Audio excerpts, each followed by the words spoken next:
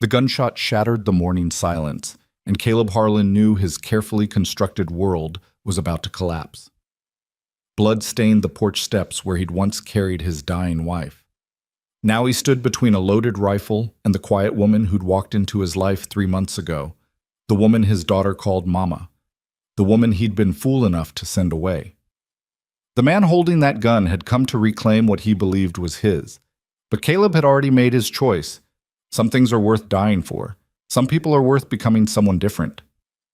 Before we begin this journey across the windswept prairie where broken hearts learn to beat again, I invite you to stay with us until the very end. Drop a like, leave a comment telling me what city you're watching from. I love seeing how far these stories travel. Now, let's go back to where it all began.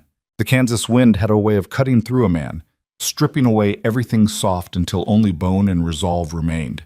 Caleb Harlan had learned this truth the hard way, standing over fresh-turned earth 3 years ago, watching them lower Sarah into ground too hard, too cold, too final. Now he stood at that same grave in the fading light of an October evening, hat in his weathered hand, saying words he'd said 1,000 times before. "I'm doing my best, Sarah. God knows I'm trying. But Maggie," his voice cracked like old leather, "Maggie needs more than I know how to give." The prairie grass whispered around the simple wooden cross he'd carved himself, back when his hands still shook every time he picked up a tool, back when Maggie would wake screaming in the night and he'd hold her while they both wept for the woman who'd never come back. 3 years. 3 years of cooking meals that tasted like ash. 3 years of braiding hair wrong, of missed buttons and inside-out dresses. 3 years of watching his daughter's smile fade until she barely spoke at all, just watched him with those solemn brown eyes, Sarah's eyes, that seemed to ask why he couldn't be enough. The ranch stretched around them, 200 acres of stubborn survival. The barn needed new boards, the fence line sagged in a dozen places. The vegetable garden Sarah had loved so dearly had gone to weeds and wild grass. Caleb worked from dawn until his body gave out, fell into bed, and woke to do it all again. It was enough to keep them fed. It wasn't enough to keep them whole. "Daddy?" The small voice made him turn. Maggie stood 10 feet away, her blonde hair tangled despite his clumsy attempts with the brush that morning. She wore the blue dress that was getting too small. He'd noticed yesterday but hadn't known what to do about it. 4 years old and already learning to be invisible, to ask for nothing, to expect nothing. "Time to go in, sweetheart." He settled the hat back on his head, pushed down the emotion that wanted to crack him open right there. Men didn't break. Men endured. She slipped her tiny hand into his calloused palm as they walked back toward the house. The 2-story structure stood solid against the horizon, painted white once, now faded to the color of old bones. Smoke rose from the chimney. He'd started the fire before coming out here, one of the 100 small tasks that filled his days like stones filling a well. Inside, the kitchen held the remnants of their simple supper: bread he'd bought in town, beans he'd heated over the stove, an apple cut into careful slices because Maggie's teeth were still small. She ate like a bird, picking at her food while he watched and worried and said nothing. After he'd washed the dishes and she'd changed into her nightgown, backwards, he'd fix it tomorrow, Caleb sat on the edge of her narrow bed, the same bed where Sarah used to sing lullabies. He couldn't carry a tune to save his life, so he just stroked Maggie's hair until her breathing evened out, and she slipped into whatever dreams 4-year-olds had. Standing in the doorway, watching her small form beneath the quilt Sarah had stitched, Caleb felt the weight of his inadequacy settle over his shoulders like a yoke. This wasn't living. This was just surviving, day after day. And what kind of life was he giving this child? The letter sat in his coat pocket, folded and refolded so many times the creases threatened to tear. He'd been carrying it for 2 weeks, ever since Tom Richardson had cornered him after church with talk of practical solutions and a man's duty to provide proper care. "There's agencies back east," Tom had said, shifting his considerable weight on the church steps. "Women looking for honest situations. Widows, some of them. Others just wanting a different life. They come west, help with the house and children. Respectable arrangement." Caleb had said nothing, just stood there feeling the judgment of every married woman who passed by, their eyes taking in his wrinkled shirt and Maggie's crooked braids. Tom had pressed on. My cousin up in Nebraska brought a woman out 2 years ago. Works out fine. She gets a home. He gets help with his young'uns. Everybody benefits. I'm just saying, Caleb, you got to think about what's best for Maggie. What's best for Maggie? The words had haunted him for days. Now, in the quiet of the evening, with his daughter finally asleep, Caleb pulled the letter from his pocket and spread it on the kitchen table. The paper was cheap, the printing crude, but the words were clear enough. Respectable women seeking honest situations in Western territories. Widowers and established men of good character may inquire. References required both parties. Mrs. Haversham's Domestic Agency, Boston, Massachusetts. He'd written his letter 3 times before getting it right. No flowery language. He didn't have any. No false promises. He didn't believe in them. Just the plain truth. Widower, ranch in Kansas, 4-year-old daughter, seeking woman to help with household and child. Room and board provided. Eventual marriage, if situation proves suitable. The last part had stuck in his throat, made him feel like he was betraying Sarah somehow. But Tom had insisted. You make it clear there's respectability in it, otherwise you'll get the wrong sort, looking for something else entirely. Caleb had sealed the letter with wax he'd had to hunt for in Sarah's old sewing box. Mailed it 4 weeks ago from the postal office in town, trying to ignore the knowing look from Mrs. Henderson behind the counter. 3 responses had come. He'd read them by lamplight, feeling like an intruder on these women's private hopes. The first was from a widow in Philadelphia, 42 years old, 3 grown children of her own. Her letter was businesslike, listing her skills and requirements. She wanted a monthly wage and made no mention of eventual marriage. Caleb had set it aside. The second came from someone younger, maybe too young, with handwriting that looped and swirled with girlish enthusiasm. She wrote about adventure and wide-open spaces and starting fresh. She sounded like she was looking for a story, not a life. He'd burned that one in the stove. The third letter was different. Sir, I am a woman of 26 years, widowed these past 2 years. I can cook, clean, sew, and tend gardens. I am quiet by nature and do not require much. I ask only for honest work and a safe place. I am stronger than I look and willing to earn my keep. I do not expect love and will not demand what cannot be freely given. If you are a man of your word and your situation is as you describe, I will come. Respectfully, Clara Wells. Short, plain, honest in a way that felt like looking in a mirror. He'd written back immediately, surprising himself with the urgency. Gave her the details. Train to Abilene. He'd meet her at the depot on the 15th of October. If she found the situation unsuitable, he'd pay her return fare, no questions asked. Her response came 1 week later, a single line. I will be on the afternoon train. That was 6 days ago. Tomorrow was the 15th. Caleb sat at the table, his coffee going cold in the cup, and wondered what kind of woman answered an advertisement like his. What was she running from? What had her life been that this seemed like a good choice? He wondered, too, what Sarah would think. Would she understand? Would she see this as betrayal or necessity? The wind picked up outside, rattling the windows. Somewhere in the darkness, a coyote called out, lonely and wild. Caleb drained his cold coffee and went to check the locks, the rifle, the things that kept them safe through another night. In her room, Maggie slept on, dreaming of things he'd never know, needing things he couldn't provide. Tomorrow would bring a stranger to their door. Tomorrow would change everything or nothing. Either way, he'd made his choice. He just hoped it wasn't another mistake in a long line of mistakes that stretched back 3 years to the day Sarah took fever and never got better. But the morning of the 15th dawned cold and clear, the kind of October day that promised winter's approach.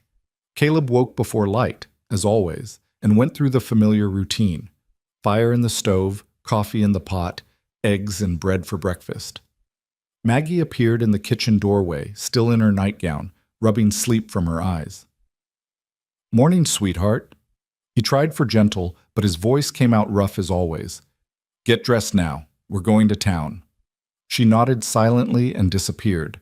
When she returned, she'd put her dress on correctly for once, though she'd missed 2 buttons. Caleb knelt and fixed them, his big fingers clumsy with the small pearl discs. Are we getting supplies? She asked quietly. Something like that.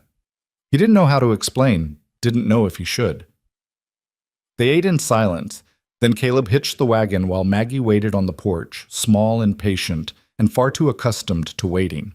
The morning was spent on last-minute work, things that couldn't wait, things he used to avoid thinking about what came next. Finally, near noon, they set out for town. The wagon rattled over the dirt road past the Richardson place, past abandoned homesteads where other families had tried and failed to make the prairie yield. Maggie sat beside him wrapped in her coat, not asking questions, just watching the landscape roll by. Abilene appeared on the horizon like a promise or a threat, depending on your perspective. The town had grown in recent years, fed by the railroad and the cattle drives that came up from Texas. It was rougher than Caleb liked, full of noise and crowds, and the kind of attention he'd spent 3 years avoiding. He drove straight to the depot, a low building that smelled of coal smoke and human passage. The afternoon train from the east wasn't due for another hour. Caleb bought 2 peppermint sticks from the mercantile, one for Maggie, one for the woman who might or might not arrive, and then settled on a bench outside the station to wait. Maggie sucked on her candy in silence, her legs swinging without quite reaching the ground. Other people came and went, businessmen in suits, women with too much perfume, cowboys spending their pay on whiskey, and worse. Caleb kept Maggie close and his hand near the knife in his belt. The train whistle sounded in the distance, mournful and mechanical. Maggie straightened up, interested despite herself. She'd only been on a train once, when they'd traveled to Sarah's family for the funeral. Caleb had no good memories associated with that sound. The locomotive pulled in with a screech of brakes and a blast of steam, all smoke and cinders and eastern industry invading the western prairie. Passengers began to disembark, mostly men, a few families, one woman in an expensive dress who was immediately met by a man in a fine carriage. Caleb stood, his heart doing something uncomfortable in his chest. What if she didn't come? What if she took one look at him and got back on that train? Then he saw her. She stood on the platform with a single worn carpet bag, looking around with an expression that was carefully blank. Brown dress, brown coat, brown hair pulled back in a severe bun. Plain wasn't quite the right word. More like she'd deliberately erased anything that might draw attention. She was thin, maybe too thin, with shadows under her eyes that spoke of poor sleep or worse. But what struck Caleb most was the way she held herself, tense as a deer that knows the wolves are close, ready to bolt at the first sign of danger. He approached slowly, hat in hand, Maggie pressed against his leg. "Mrs. Wells?" The woman turned, and for just a moment fear flashed naked across her face before she locked it down. Up close, he could see she was younger than he'd expected from her letter, but something in her eyes was older than the prairie itself. "Mr. Harlan?" Her voice was soft, nearly lost in the noise of the depot. "Yes, ma'am." He gestured to Maggie. "This is my daughter Maggie." Clara Wells looked down at the child, and something shifted in her expression, not quite softening, but maybe relaxing slightly. She knelt down slowly, as if sudden movements might startle them both. "Hello, Maggie." She pulled the second peppermint stick from Caleb's hand, he hadn't even realized he was still holding it, and offered it to the girl. "Your father got this for you." Maggie looked up at Caleb for permission. He nodded.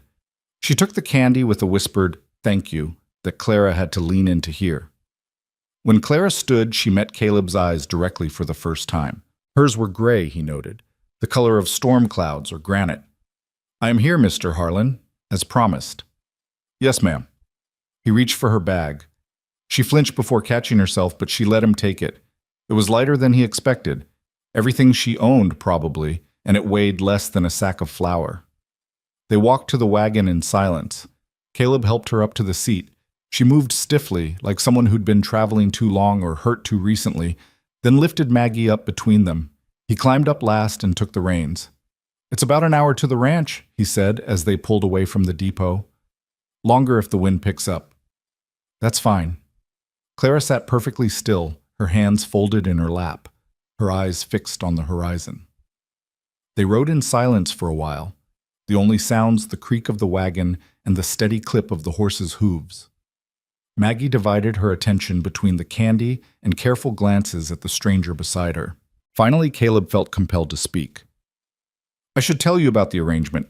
You'll have your own room. It's small, but it's private. There's work, cooking, cleaning, looking after Maggie.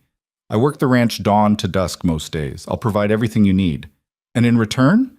Claire's voice was steady, but he heard the wariness underneath. In return, you stay. Help out. Give Maggie someone who, he struggled for words, someone who can do better than I can. Better than her father? Now there was an edge to her voice, the first real emotion he'd heard. Better than a man who doesn't know how to braid hair or when to add water to the oatmeal or what to do when she cries. The admission cost him, but it was true. I'm not asking you to be her mother. Just help her not grow up quite so wild. Claire was quiet for a long moment. Then, what happened to your wife? Fever. 3 years ago this past summer. Doctor said there was nothing to be done. He kept his eyes on the road. She went fast. Maggie doesn't remember her much, which is maybe a mercy. I remember my mother, Maggie said suddenly, her small voice surprising them both. She sang songs, and she smelled like flowers. Caleb's throat tightened. He'd thought she'd forgotten. She'd been so young. Clara looked down at the girl between them. Then you're very lucky. Some people don't have any memories at all. Something in the way she said it made Caleb glance over. Claire's face was carefully composed again, but he'd heard the weight of experience in those words. What about your husband? He asked, then immediately regretted it. You don't have to answer that. He died, she said simply. That's all that matters. But it wasn't, Caleb could tell. There was a story there, one etched in the tension of her shoulders and the careful way she held herself. Still, he was hardly in a position to pry. They were both here carrying their dead. Maybe that was enough common ground for now. The ranch came into view as the sun started its descent toward the horizon. Caleb watched Clara's face, trying to gauge her reaction. The house stood plain and weathered, the barn listing slightly to one side, the whole place radiating exactly what it was, hard work and harder living. It's not much, he said. It's more than nothing. Clara's response was matter-of-fact. Which is what I had. He pulled the wagon up to the house and helped them both down. Maggie ran ahead to the porch, suddenly animated by being home. Clara stood looking up at the building, her expression unreadable. Come inside, Caleb said. I'll show you around, then we can discuss details. He led her through the front door into the main room, a combination kitchen and sitting area with a stone fireplace and furniture Sarah had picked out from a catalog 8 years ago. Everything was clean enough but worn, lacking the small touches that made a house feel lived in rather than just occupied. Kitchen's here. I do most of my own cooking, but it's plain fare. Root cellars out back, chicken coop past that. Well, water's good, but you have to prime the pump sometimes. He was talking too much, filling the silence with practical details. Clara nodded, taking it all in with those storm-gray eyes. Maggie's room is upstairs, first door on the right. My room's at the end of the hall. He paused. There's a third bedroom, small. It was supposed to be... He stopped. It's empty. You can have that one. Where did you expect me to sleep? Clara asked, and there was something challenging in the question. I don't know, he admitted. I hadn't thought that far. Most men would have. She met his eyes again, and he saw she was testing him, measuring him against some standard he didn't fully understand. I'm not most men, and this arrangement isn't, He fumbled for words. It's not about that. Then what is it about, Mr. Harlan? My daughter needs someone who knows how to be gentle. I've forgotten how. The honesty came out raw and unvarnished. And you needed somewhere safe, or you wouldn't have answered my letter, so maybe we can help each other without it being more complicated than that. Clara studied him for a long moment. Then slowly, she nodded. Show me the room. He led her upstairs, acutely aware of her presence behind him in a way that made him uncomfortable. The room at the end of the hall had been Sarah's sewing room once. Now it held a narrow bed, a dresser with a cracked mirror, and a window that looked out over the empty prairie. It's not much, he said again, feeling the inadequacy of everything he was offering. It has a door that closes. Clara set her carpetbag on the bed. And a lock. I'm not... He stopped, recognizing the assumption in her words. I won't bother you. You have my word. The word of a stranger. but she said it without heat, just stating fact. Then believe this. I've got enough to manage without adding complications. You keep to yourself, help with Maggie in the house, and we'll get along fine. And if the situation doesn't prove suitable? She was still testing, still wary. You said in your letter I could leave. You can, any time. I'll give you money for the train back east. He meant it too. If this didn't work, he'd find another way. Somehow. Clara walked to the window and looked out at the darkening landscape. I won't run at the first sign of difficulty. I've survived worse than hard work and a lonely prairie. Then we understand each other. Do we? She turned back to face him. I don't think either of us understands anything yet, Mr. Harlan. But I'm here, and I'll keep my word. That's the most I can promise. It's enough. He moved toward the door. I'll let you settle in. Supper's in an hour. Nothing fancy. I didn't expect fancy. He paused in the doorway. Clara, Mrs. Wells, I want you to know Maggie's been through enough. Whatever else happens here, she comes first. I wouldn't have it any other way. And for the first time since she'd stepped off that train, something that might have been the beginning of trust flickered in her eyes. Caleb left her there and went back downstairs where Maggie was waiting with questions in her eyes. Is she staying? His daughter asked. For now. He knelt down to her level. Are you all right with that? Maggie considered this with the seriousness of a child who'd learned too young that the world could change in an instant. She seems sad. Maybe she is. Are you sad, Daddy? The question caught him off guard. Sometimes, sweetheart, but I've got you, so I can't be sad all the time. Maggie wrapped her thin arms around his neck. Maybe she needs someone too. Out of the mouths of children, Caleb thought, maybe they all needed someone. Maybe that's all any of them were doing, trying not to be quite so alone in a world that took away the people you loved. That night they ate together for the first time, Caleb, Maggie, and the stranger who'd traveled halfway across the country to this isolated ranch. Clara barely spoke, but she helped with the meal, moving around the kitchen with the efficiency of someone who'd learned to be useful and unobtrusive at the same time. After supper, she volunteered to help Maggie get ready for bed. Caleb listened from downstairs as quiet voices drifted down the hall, Clara reading from a book of fairy tales he'd forgotten they owned, Maggie asking questions in that tentative way she had. When Clara came back downstairs, he was banking the fire for the night. She's asleep, Clara said. She fights it, but she's exhausted. She doesn't sleep well sometimes. Bad dreams. I know something about those. And they stood in the dim light of the dying fire, two damaged people trying to figure out how to exist in the same space. I'll be up before dawn, Caleb said. Ranch work starts early. You don't have to get up with me. I will anyway. Clara moved toward the stairs. I'm not here to be a burden, Mr. Harlan. I'll earn my place. You don't have to prove anything. Yes, she said quietly. I do. Then she was gone.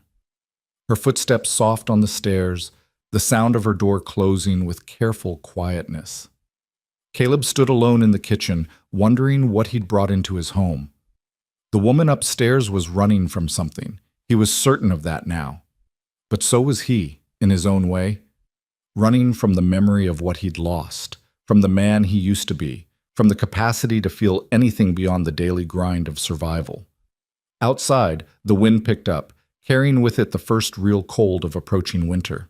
Inside, three people who were still strangers to each other settled into an uneasy coexistence that was part hope, part desperation, and entirely uncertain. Tomorrow would bring its own challenges. The day after, more of the same. But something had shifted with Clara Wells's arrival, some long-frozen part of the house beginning, just barely beginning, to thaw. Caleb climbed the stairs to his own room, past the closed doors that held his daughter and the woman who'd answered his desperate advertisement. He didn't pray, hadn't since Sarah died, but if he had, he might have asked for this to work out, for Maggie's sake, if nothing else. But prayers weren't his currency anymore. He dealt in work and silence and getting through another day. If Clara Wells could help him do that, if she could bring some small measure of peace to this cold house and his hurting child, then maybe this choice wouldn't be another in a long line of mistakes. Maybe this time he'd gotten something right. The prairie wind sang its lonely song outside his window as Caleb lay in bed, staring at shadows on the ceiling, wondering what tomorrow would bring. In the room down the hall, Clara Wells lay awake too, listening to the strange sounds of a strange house, wondering if she'd finally found a place to hide from the past or just delayed the inevitable. And between them, Maggie slept, dreaming of a woman who smelled like flowers and another woman with sad gray eyes who'd read her stories.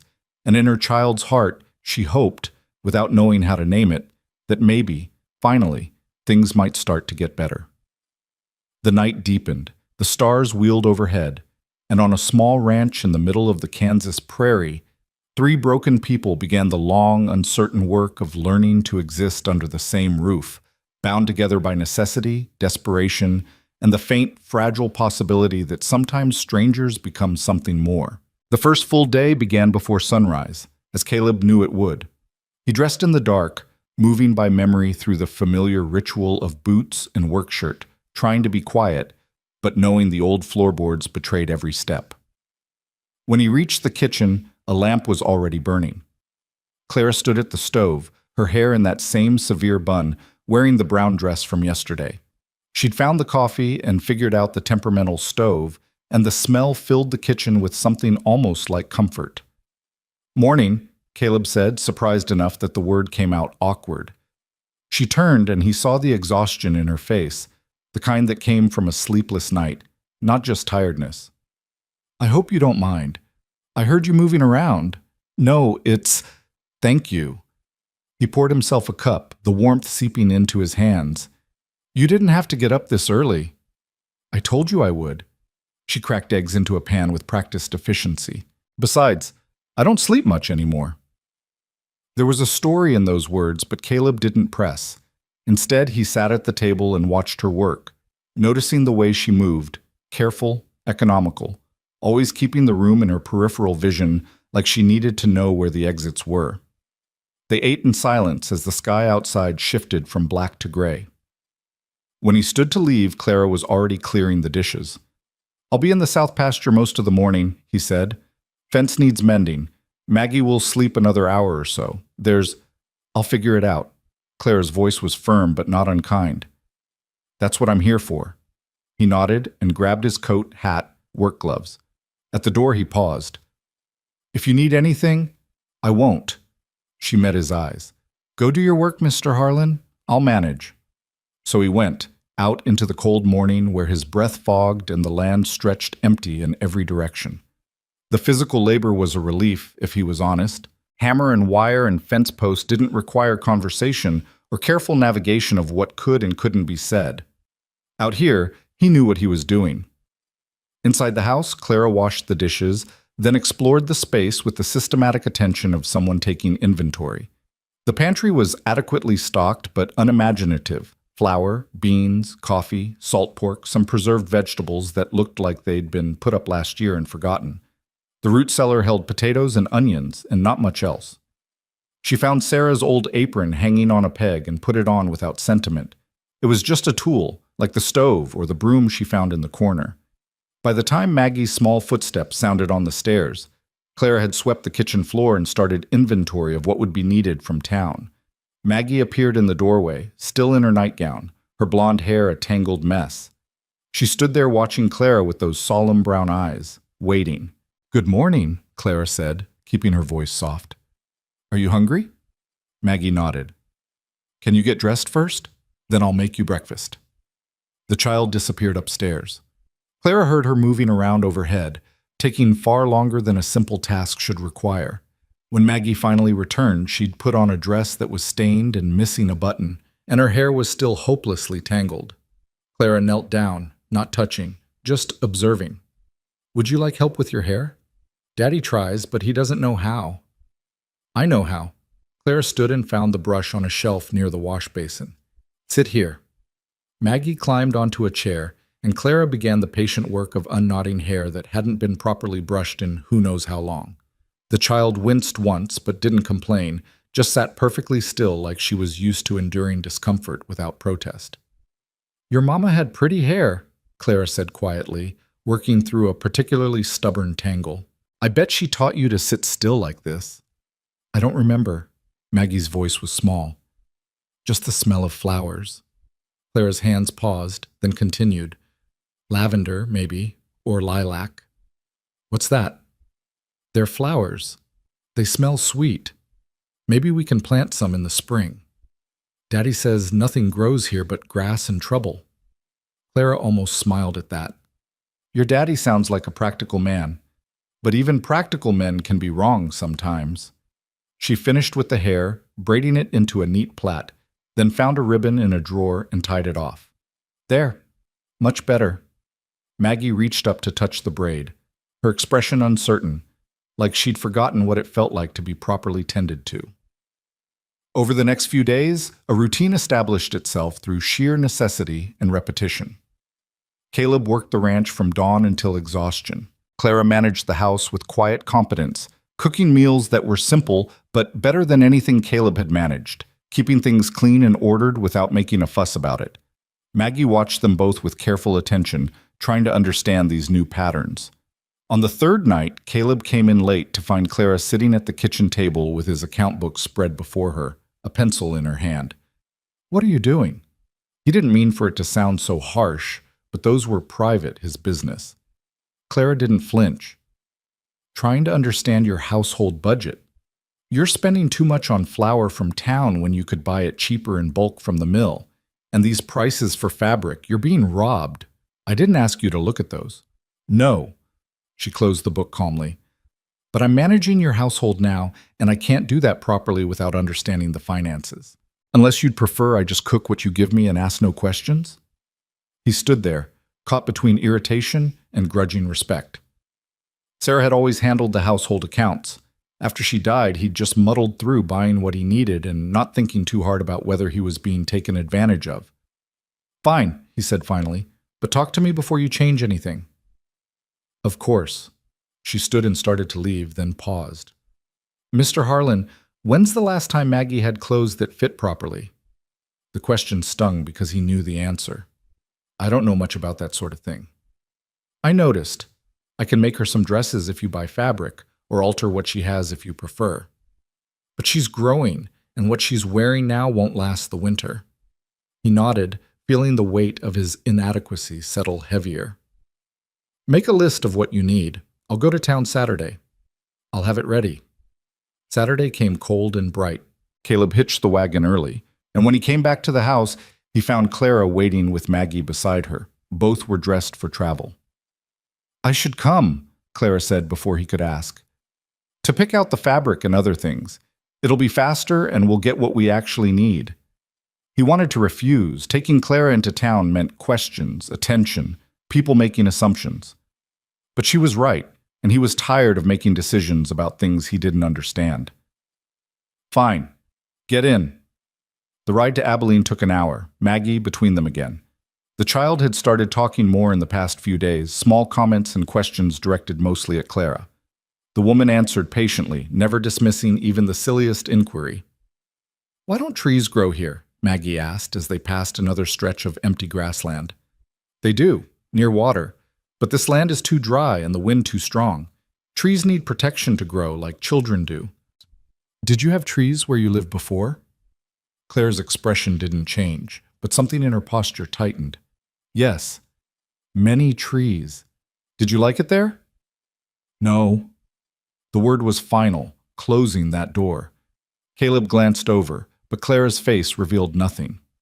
She'd been with them almost a week now, and he knew exactly as much about her past as he had the day she arrived. Maybe less, because now he'd seen the nightmares that made her cry out in her sleep, the way she startled at sudden noises, how she positioned herself in every room to see both the door and the window. The woman was running from something. The question was whether it would follow her here. Town was busy with Saturday commerce, wagons and horses crowding the main street. Caleb pulled up to the mercantile and helped them down. Inside, the store smelled of leather and coffee and the pressed sawdust they used to keep the floors clean. Mrs. Henderson stood behind the counter, her sharp eyes taking in their arrival with obvious interest. Mr. Harlan, and this must be the new help I've been hearing about. Mrs. Wells, Caleb said shortly, not liking the speculation in the older woman's voice. She's here to pick up some supplies. I'm sure she is. Mrs. Henderson's smile was all teeth. Nice to see young Maggie looking more cared for. That hair's been properly done for once. Clara stepped forward before Caleb could respond. I need to see your fabric selection. Also, thread, needles, and buttons. Do you have ready-made children's shoes? The list went on, delivered in a tone that was polite but businesslike, giving Mrs. Henderson no room for gossip or questions. Caleb found himself stepping back, watching Clara handle the transaction with practiced ease, negotiating prices and refusing to be swayed by the older woman's attempts to sell her inferior goods at premium prices. She knows her way around a ledger, Mrs. Henderson said to Caleb when Clara had moved away to examine fabric. Educated, is she? I wouldn't know. Caleb kept his voice flat. We don't discuss personal matters. Don't you? The woman's eyebrows rose. Living under the same roof and all. People will talk, you know. Let them. He met her eyes. We're not doing anything wrong. Course not. Just saying, a man alone with a strange woman, no formal arrangement announced. People notice these things. Then people should mind their business. He left Mrs. Henderson standing there and went to help Clara, who'd selected several yards of sturdy cotton and wool. Maggie had found a display of penny candy and was looking at it with the careful longing of a child who'd learned not to ask for things. Pick two, Caleb said gruffly. Maggie's eyes went wide. Really? Two, that's all. She chose carefully, peppermint and lemon drops, clutching them like treasure. Clara watched this exchange without comment, but something in her expression softened slightly. They loaded the supplies into the wagon, Caleb paying from the cash box he kept in his coat.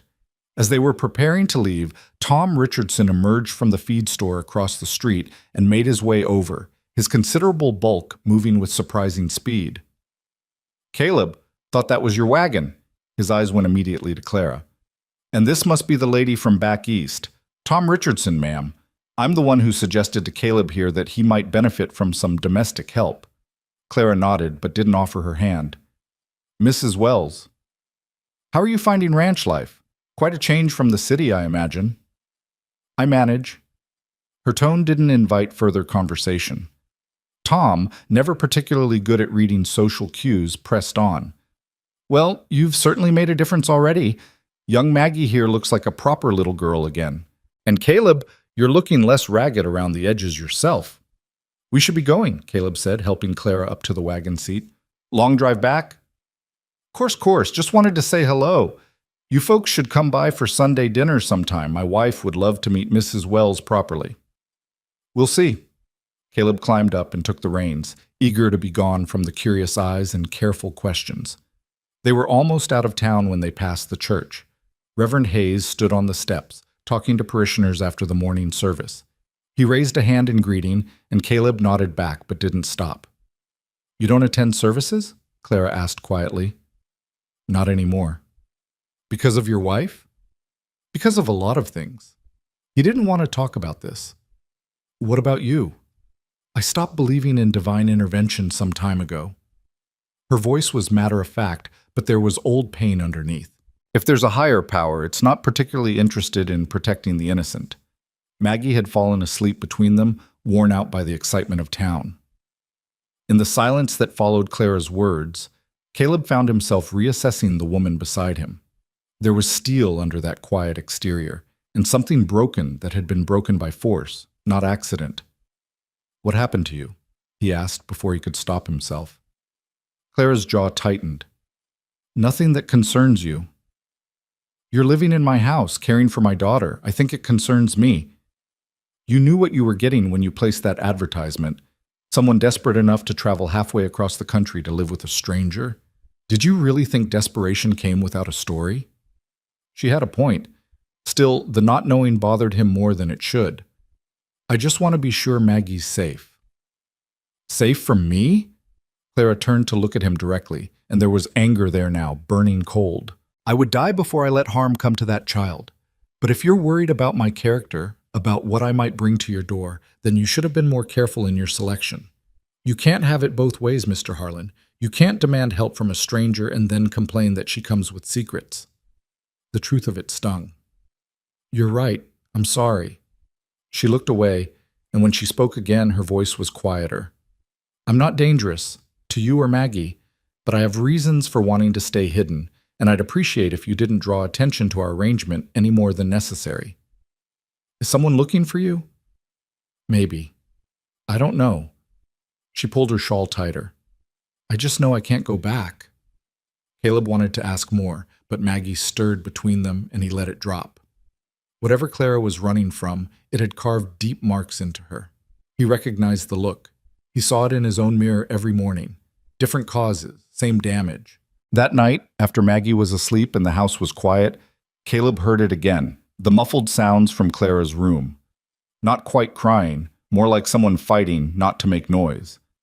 He stood in the hallway, uncertain, then knocked softly. The sounds stopped immediately. After a long moment, Clara's voice came through the door, carefully composed. Yes? Are you all right? I'm fine. Go to bed, Mr. Harlan.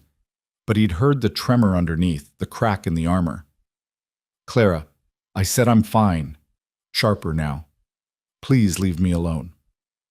He left her alone, but sleep didn't come easy. Lying in his own bed, staring at the ceiling, Caleb wondered what kind of nightmares haunted a woman who'd traveled so far to escape them.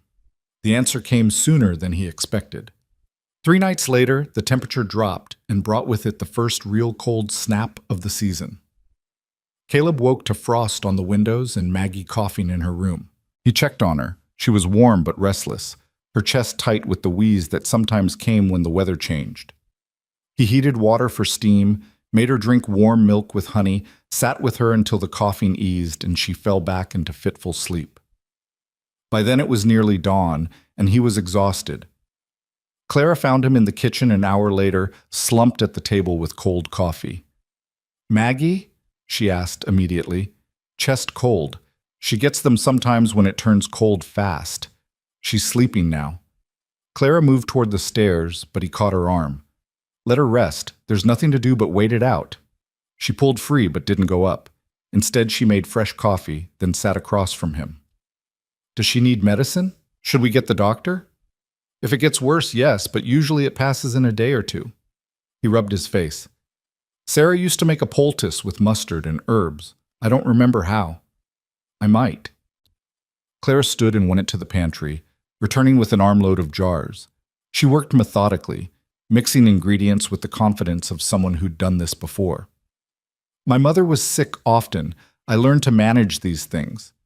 She went upstairs with the mixture, and Caleb heard quiet voices, Clara explaining what she was doing, Maggie's small responses. When Clara came back down, her expression was troubled. She's feverish now. Not dangerously, but it should be watched. I'll sit with her. You need to sleep. You've been up all night. Clara poured him more coffee. I'll watch her. You rest a few hours, then take over if needed.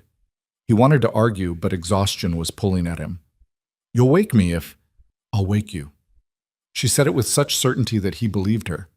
Caleb climbed the stairs to his room and fell onto the bed fully clothed. The last thing he heard was Clara's footsteps going into Maggie's room, the creak of the rocking chair as she settled in to keep vigil. He woke hours later to afternoon light and a house that was too quiet. Panic shot through him, that terrible silence that had filled the house when Sarah was dying. He was down the stairs and into Maggie's room before fully conscious. Clara sat in the rocking chair, Maggie curled in her lap, both of them asleep.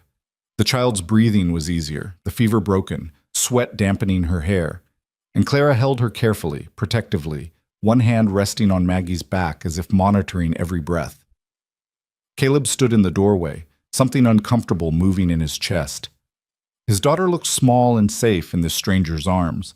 Clara looked less guarded in sleep, younger, the hard edges softened by exhaustion and lamplight. He must have made a sound because Clara's eyes opened immediately, that wariness snapping back into place. But she didn't startle, didn't disturb Maggie. The fever broke an hour ago, she whispered. She's been sleeping peacefully since. You should have woken me. Why? I was here. Clara looked down at the child in her arms. She's brave. Didn't complain once. She's learned not to. Caleb moved into the room, reaching for his daughter. I'll take her. You need rest too.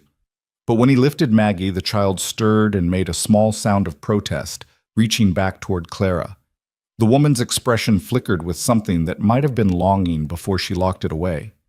"It's all right," Clara said softly to Maggie. "Your father's here. I'll be nearby." Maggie settled against Caleb's shoulder, but her eyes tracked Clara as the woman stood stiffly, one hand pressed to her lower back. "How long were you sitting there?" he asked. "I don't know. It doesn't matter." Clara moved toward the door, then paused. She called for her mother in her fever. "I didn't know what to say." The confession was quiet, almost vulnerable. Caleb shifted Maggie's weight. "There's nothing to say. The dead don't answer." "No." Clara looked back at them, and her expression was difficult to read. "But sometimes the living can fill the silence, if we're brave enough." She left him there with those words hanging in the air. Caleb held his daughter, feeling her steady breathing against his chest, and wondered if Clara was talking about Maggie or herself or all of them. The next morning, Maggie was weak but improving. She insisted on coming downstairs, and Clara settled her on the sofa with blankets and warm milk. The child watched Clara move around the kitchen with quiet attention, and something had shifted between them. Some invisible line crossed during the long night. "Clara?" Maggie's voice was hoarse but determined. "Yes, sweetheart?" The endearment came naturally, and both Clara and Caleb noticed it at the same moment. Clara's hands stilled in the bread dough she was kneading. Caleb looked up from the harness he was mending. "When I was sick, you sang to me." Maggie pulled the blanket tighter. "Can you sing again?" Clara's face went carefully blank. "I don't really sing." "But you did. I heard you." Maggie's eyes were persistent. "It was pretty. That was just humming, to help you sleep." "Will you do it again?" Caleb watched Clara struggle with the request, saw the resistance in something else, maybe fear of showing too much, of letting these people matter. Finally, she wiped her hands on her apron and came to sit on the edge of the sofa. She hummed softly, a melody that was both sad and soothing. Maggie's eyes drifted closed, a small smile on her face. And Caleb stood frozen by the window, listening to this woman who carried so much damage make something gentle and good for his daughter. When Maggie was asleep again, Clara stood and went back to the bread without comment, but her hands were shaking slightly. "Thank you," Caleb said, "for taking care of her." "It's what I'm here for." "No." He set down the harness. "It's more than that, and you know it. You sat with her all night. You were—" He struggled for words. "Kind. In a way that goes beyond just doing a job." Clara kept her eyes on the dough. "She's easy to care for. She doesn't ask for much. Neither do you." She finally looked at him. "What's that supposed to mean?" "Just that you've been here almost 2 weeks, and I don't think you've asked for a single thing for yourself. You work from before dawn until after dark. You eat less than you should. You take the smallest room and never complain about anything." "Should I complain? I have food and shelter and safety. That's more than—" She stopped abruptly. "More than what?" He took a step closer. "More than you had before? This conversation is over." Clara turned back to her work, shoulders rigid. "Clara, I said it's over, Mr. Harlan. You hired me to help with your household. I'm doing that. My past is my own, and I'd appreciate if you'd respect that boundary." He wanted to push, to understand, but he recognized the warning in her voice, so he let it go, picked up the harness, and went back to work. But something had changed. Some wall had developed a crack, and they both knew it. That night, Caleb woke to screaming. He was out of bed and down the hall before fully conscious, operating on instinct and 3 years of practice with Maggie's nightmares. But the sounds weren't coming from his daughter's room. They came from Clara's. He knocked hard. "Clara! Clara, wake up!" The screaming cut off abruptly, replaced by harsh breathing. Then her voice, shaking. "Don't come in, please." "Are you all right?" "I'm fine. Just a dream. Go back to bed." But he could hear her crying now, that same muffled sound he'd heard before, only stronger. Without thinking, he opened the door. Clara sat on the bed, knees drawn up, face buried in her hands. She was shaking violently, making those sounds that came from somewhere too deep for regular tears. "I told you not to come in," she said through her hands. "I don't always follow instructions." He sat carefully on the edge of the bed, not close but not far. What did you dream about? Nothing. Everything. It doesn't matter. It matters enough to make you scream like that. She raised her head, and even in the dim light he could see the devastation in her face. Do you really want to know? Do you really want to hear about what happened to me? Because once I tell you, you can't unknow it, and you might not want me in this house anymore. Try me. Clara laughed, but it was a broken sound. My husband was not a good man. When he died, it was not peaceful, and it was not an accident, and I was there when it happened. That's all you need to know.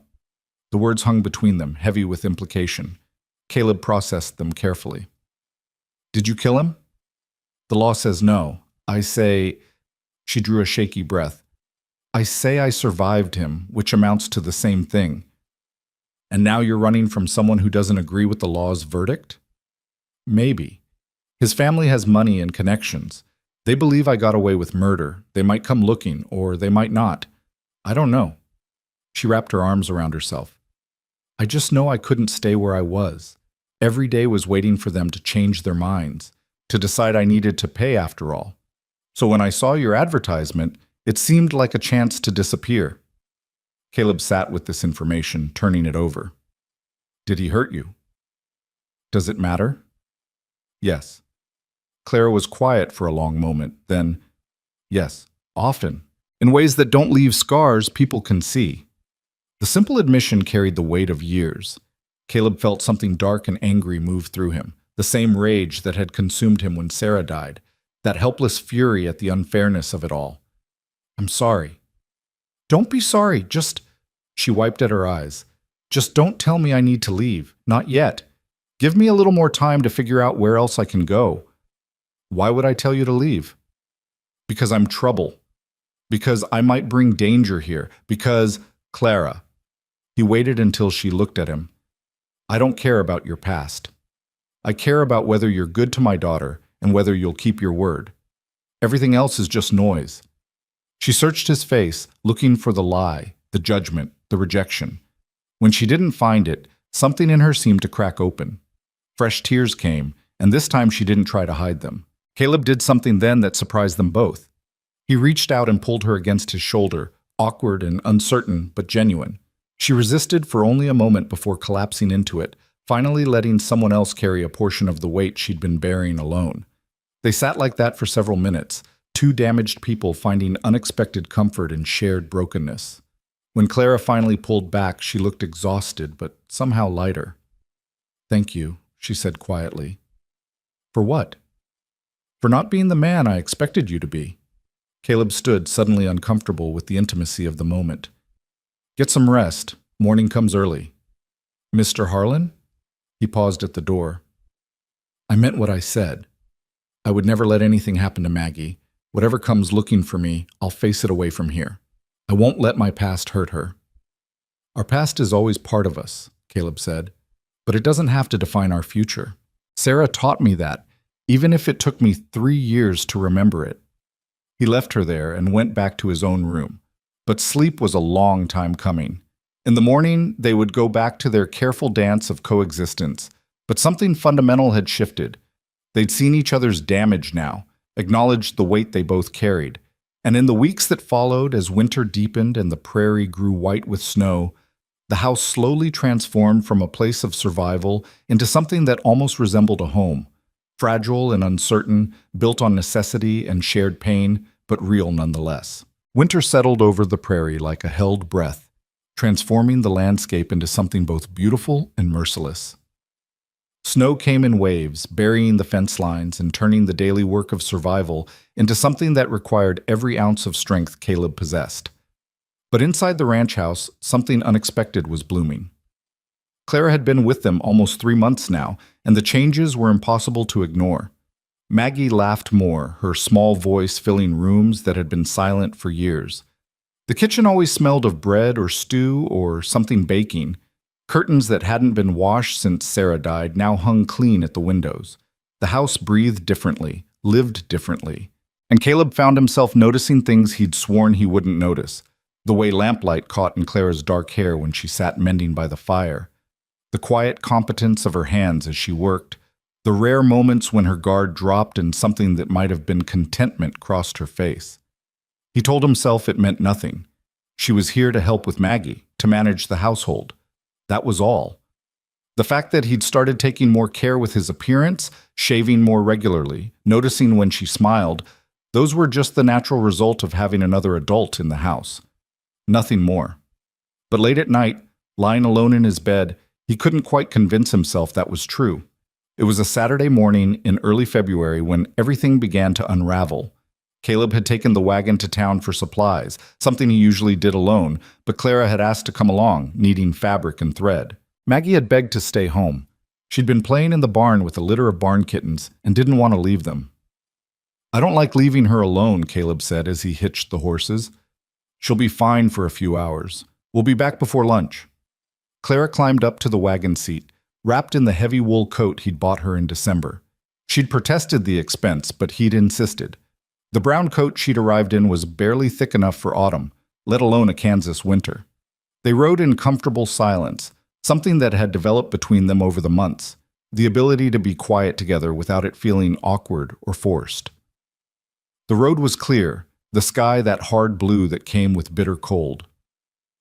"Spring will come eventually," Clara said, watching the frozen landscape roll past. "Hard to believe right now, but it will. You've never seen a prairie spring. It's something else. Everything green all at once, wildflowers as far as you can see." Caleb surprised himself with the enthusiasm in his voice. He hadn't thought about spring with anything but dread since Sarah died, just another season to survive. "Will you teach me their names? The flowers?" "If you want. Though I only know a few. Sarah was the one who knew all the plants." He'd gotten better at saying her name without feeling like he was swallowing glass. Clara had never acted jealous of his memories, never tried to erase the woman who'd come before. If anything, she encouraged Maggie to remember, to talk about the mother she barely recalled. They reached Abilene just before noon, the town busy with Saturday commerce despite the cold. Caleb pulled up to the mercantile and helped Clara down, his hands lingering a moment longer than necessary on her waist. She met his eyes briefly, something unspoken passing between them, before turning toward the store. Inside, Mrs. Henderson greeted them with her usual mix of curiosity and barely concealed judgment. "Mr. Harlan, Mrs. Wells, didn't expect to see you both in town today." "Just picking up some things," Caleb said shortly. Clara moved toward the fabric section while Caleb discussed his order with Mrs. Henderson. He was only half listening to the woman's chatter about weather and town gossip when he noticed Clara had gone completely still near the window, her face drained of all color.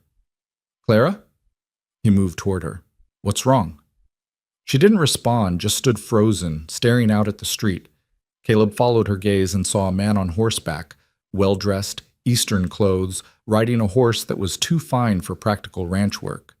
The man was asking something of a passerby, gesturing with a piece of paper in his hand. "We need to leave," Clara whispered, her voice barely audible. "Right now." "Who is that?" "Someone from before. We need to go. Please, Caleb." It was the first time she'd used his given name, and the fear in her voice made the decision for him. "Go out the back. I'll meet you at the wagon." But it was too late.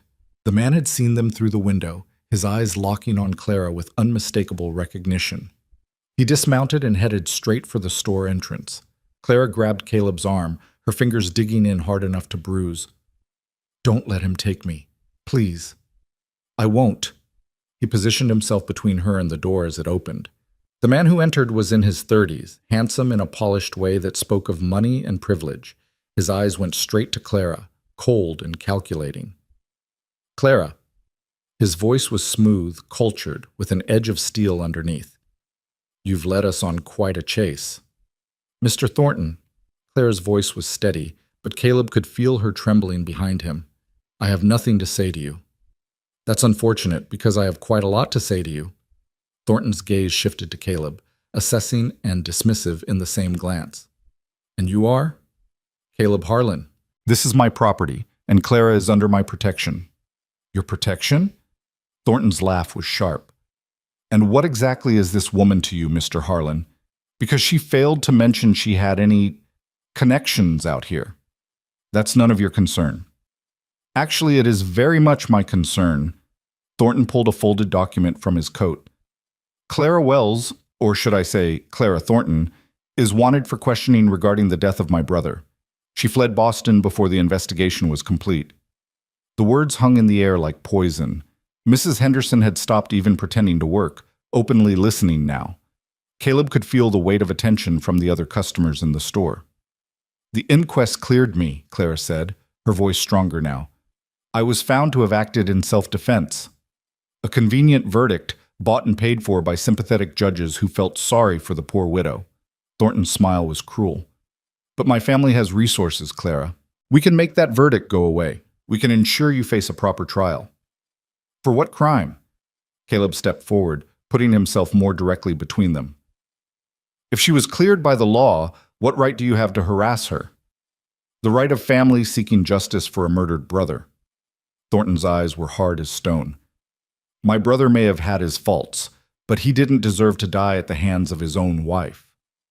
He deserved worse, Clara said quietly, and there was such cold certainty in her voice that several people in the store gasped. You see? Thornton addressed the growing crowd. She admits it. She killed him and feels no remorse. That's not self-defense. That's murder. That's enough. Caleb's voice cut through the rising murmur. Clara stays with me. If you have legal cause to take her, bring a marshal with proper papers. Otherwise, get out of my sight. Thornton's expression hardened. You're making a mistake, Mr. Harlan. Protecting a murderess will only bring you trouble. Then I'll deal with it. But you touch her, and you'll have more than trouble to worry about. For a long moment, the two men stared at each other, the tension thick enough to choke on. Then Thornton smiled, cold and confident. Very well. But this isn't over, Clara. My family doesn't give up easily. We will see justice done, one way or another. He tipped his hat with mock courtesy and walked out, leaving a wake of whispers and speculation. Caleb turned to find Clara standing rigid, her face still pale but her chin raised in defiance. Let's go. They left the mercantile without finishing their shopping, ignoring Mrs. Henderson's attempts at questions. Outside, Thornton was mounting his horse, watching them with that same calculating expression. Think carefully about the choices you make, Mr. Harlan, he called out. Harboring a fugitive is a serious offense. She's not a fugitive. Now get out of my town. Thornton laughed and rode off, but not toward the edge of town, toward the hotel. He was staying then, planning something. The ride back to the ranch was tense and silent. Clara sat beside him, looking straight ahead, her hands clenched white-knuckled in her lap. Caleb wanted to ask questions, to understand what exactly had happened in Boston, but he could see she was barely holding herself together. When they reached the ranch, Maggie came running from the barn, her face bright with excitement about the kittens. She stopped short when she saw Clara's expression. What happened? The child asked, that premature wisdom in her voice again. Nothing, sweetheart. Clara's smile was forced, but she managed it. We just had an unpleasant encounter in town. Let me see these kittens you've been talking about. She took Maggie's hand and walked toward the barn, but Caleb saw how stiffly she moved, like someone preparing for a blow. That night, after Maggie was asleep, Clara came to find him in the kitchen. He'd been sitting at the table, his rifle within reach, going over everything Thornton had said and trying to figure out what it meant. I should leave, Clara said without preamble. Tonight, before this gets worse. No. Caleb, you heard him. He's going to cause trouble. For me, for you, maybe even for Maggie. I won't let that happen. And I won't let him drive you away. Caleb stood facing her. Tell me the truth. All of it. What exactly happened in Boston? Clara moved to the window, staring out at the dark prairie. When she spoke, her voice was flat, emotionless, the only way she could get through it. I married James Thornton when I was 19. He was charming, wealthy, educated. My parents thought I was fortunate. For the first year, I thought so too. She paused, and when she continued, there was a tremor underneath the control. Then he started drinking more, getting angry over small things. The first time he hit me, he cried after and swore it would never happen again. Caleb's hands clenched into fists, but he stayed quiet, letting her tell it. It happened again. And again. Each time worse. He was careful, never where it would show, never when anyone else was around. To the world, we were the perfect couple. Inside our home, I was a prisoner. She turned to face him, and her eyes were dry but devastated. I tried to leave twice. The first time, his family brought me back, convinced me I was overreacting. The second time, James broke my ribs and locked me in our bedroom for 3 days. Clara, let me finish. You need to know what you're defending. She drew a shaky breath. 2 years ago, James came home drunk and angrier than I'd ever seen him. He'd lost money, made bad investments, and he decided it was my fault somehow. He had a knife. He said he was going to teach me a lesson I'd never forget. The room was utterly silent except for the crackle of the fire. We fought. I was fighting for my life. I knew if I didn't stop him, he would kill me. There was a poker from the fireplace. I grabbed it and I hit him. Her voice cracked. I hit him until he stopped moving, and then I sat there beside his body until morning, waiting to feel something other than relief that I was still alive. The inquest? Found evidence of years of abuse. Servants testified to his violence. A doctor confirmed old injuries. They ruled it self-defense. She wrapped her arms around herself. But James's family never accepted it. The Thorntons are powerful in Boston. Old money, political connections. They couldn't overturn the verdict legally, but they made my life hell anyway. I couldn't work, couldn't go out without being harassed. They wanted me to confess, to say I'd murdered him in cold blood. When I wouldn't, when I kept insisting I'd defended myself, they made it clear they would find other ways to make me pay. So you ran. So I ran. I changed my name, came west, tried to disappear, and it worked until today. She met his eyes. That man, Robert Thornton, is James's older brother. He's the one who orchestrated the campaign against me. And now he's found me, and he won't stop until he's destroyed whatever life I've tried to build.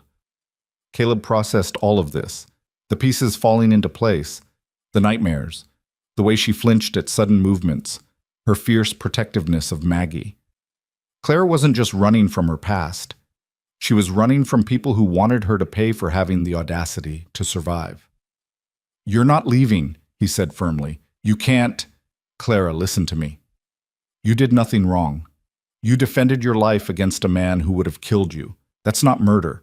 That's survival. And I'll be damned if I let his family punish you for it. But Maggie needs you. She's thriving with you here. You've given her something I couldn't, kindness, gentleness, security. I won't take that away from her because some Eastern lawyer is trying to bully us. This isn't just bullying, Caleb. The Thorntons have resources. They could bring legal action, make your life miserable. They might even try to take Maggie, claim you're unfit because you're harboring a... Let them try. He stepped closer, and his voice was steel. This is my land, my home, and you are under my protection. That means something out here. Tears finally spilled over onto Clara's cheeks. Why? Why would you risk everything for me? Because somewhere in the last 3 months, you stopped being the hired help and became part of this family. Because Maggie loves you. Because He caught himself before finishing that thought, but something of it must have shown in his face because Claire's expression shifted, became something complicated and uncertain. I don't deserve this, she whispered. Maybe not, but you're getting it anyway.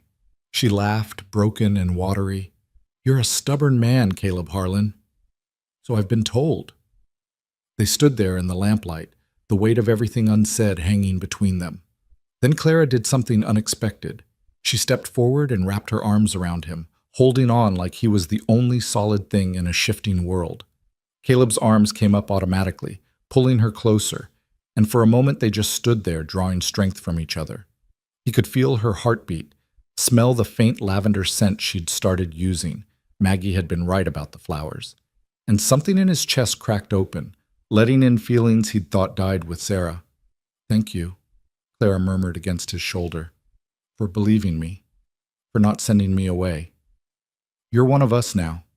We protect our own. She pulled back to look at him, and there was something in her eyes that made his breath catch. Caleb! A sound outside cut her off. Horses approaching fast, multiple riders. Caleb's hand went immediately to his rifle, and Clara's face went white. Stay here with Maggie, he ordered, moving toward the door. Caleb, wait! but he was already outside, rifle in hand, positioning himself on the porch. 4 riders approached through the darkness, and in the light from the house windows he recognized Thornton at the front. The other 3 were rough-looking men, hired muscle by the look of them. "Mr. Harlan!" Thornton called out, reining in his horse at a safe distance. "I've come to make you an offer." "Not interested." "You haven't heard it yet. I'm prepared to pay you a substantial sum, let's say $500, if you convince Clara to return to Boston with me voluntarily. No violence, no legal complications. Just a business transaction. Clara's not for sale." "Everyone has a price, Mr. Harlan. Surely a struggling rancher could use $500. Think what it could do for that little girl of yours." Rage flooded through Caleb, hot and sharp. "Get off my property." "I'm trying to be reasonable here." Thornton's voice hardened. "But if you insist on being difficult, I have other options. I could claim you've kidnapped Clara, or holding her against her will. Or perhaps I should mention to the townspeople that you're living in sin with a woman who's not your wife. That could cause problems for a man trying to raise a daughter, couldn't it? Last warning, leave now or I start shooting." "You'd shoot an unarmed man in front of witnesses?" "You brought armed men to threaten my family. That makes you fair game in my book." One of the hired men shifted in his saddle, and Caleb swung the rifle toward him. "Don't even think about it." The tension stretched like wire ready to snap. Then from behind Caleb, Clara's voice cut through the night. "I'll go with you."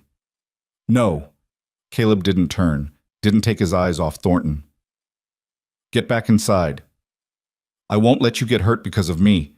Clara moved to stand beside him, and he could see she was shaking, but determined. "I'll return to Boston, face whatever legal action you think you can bring.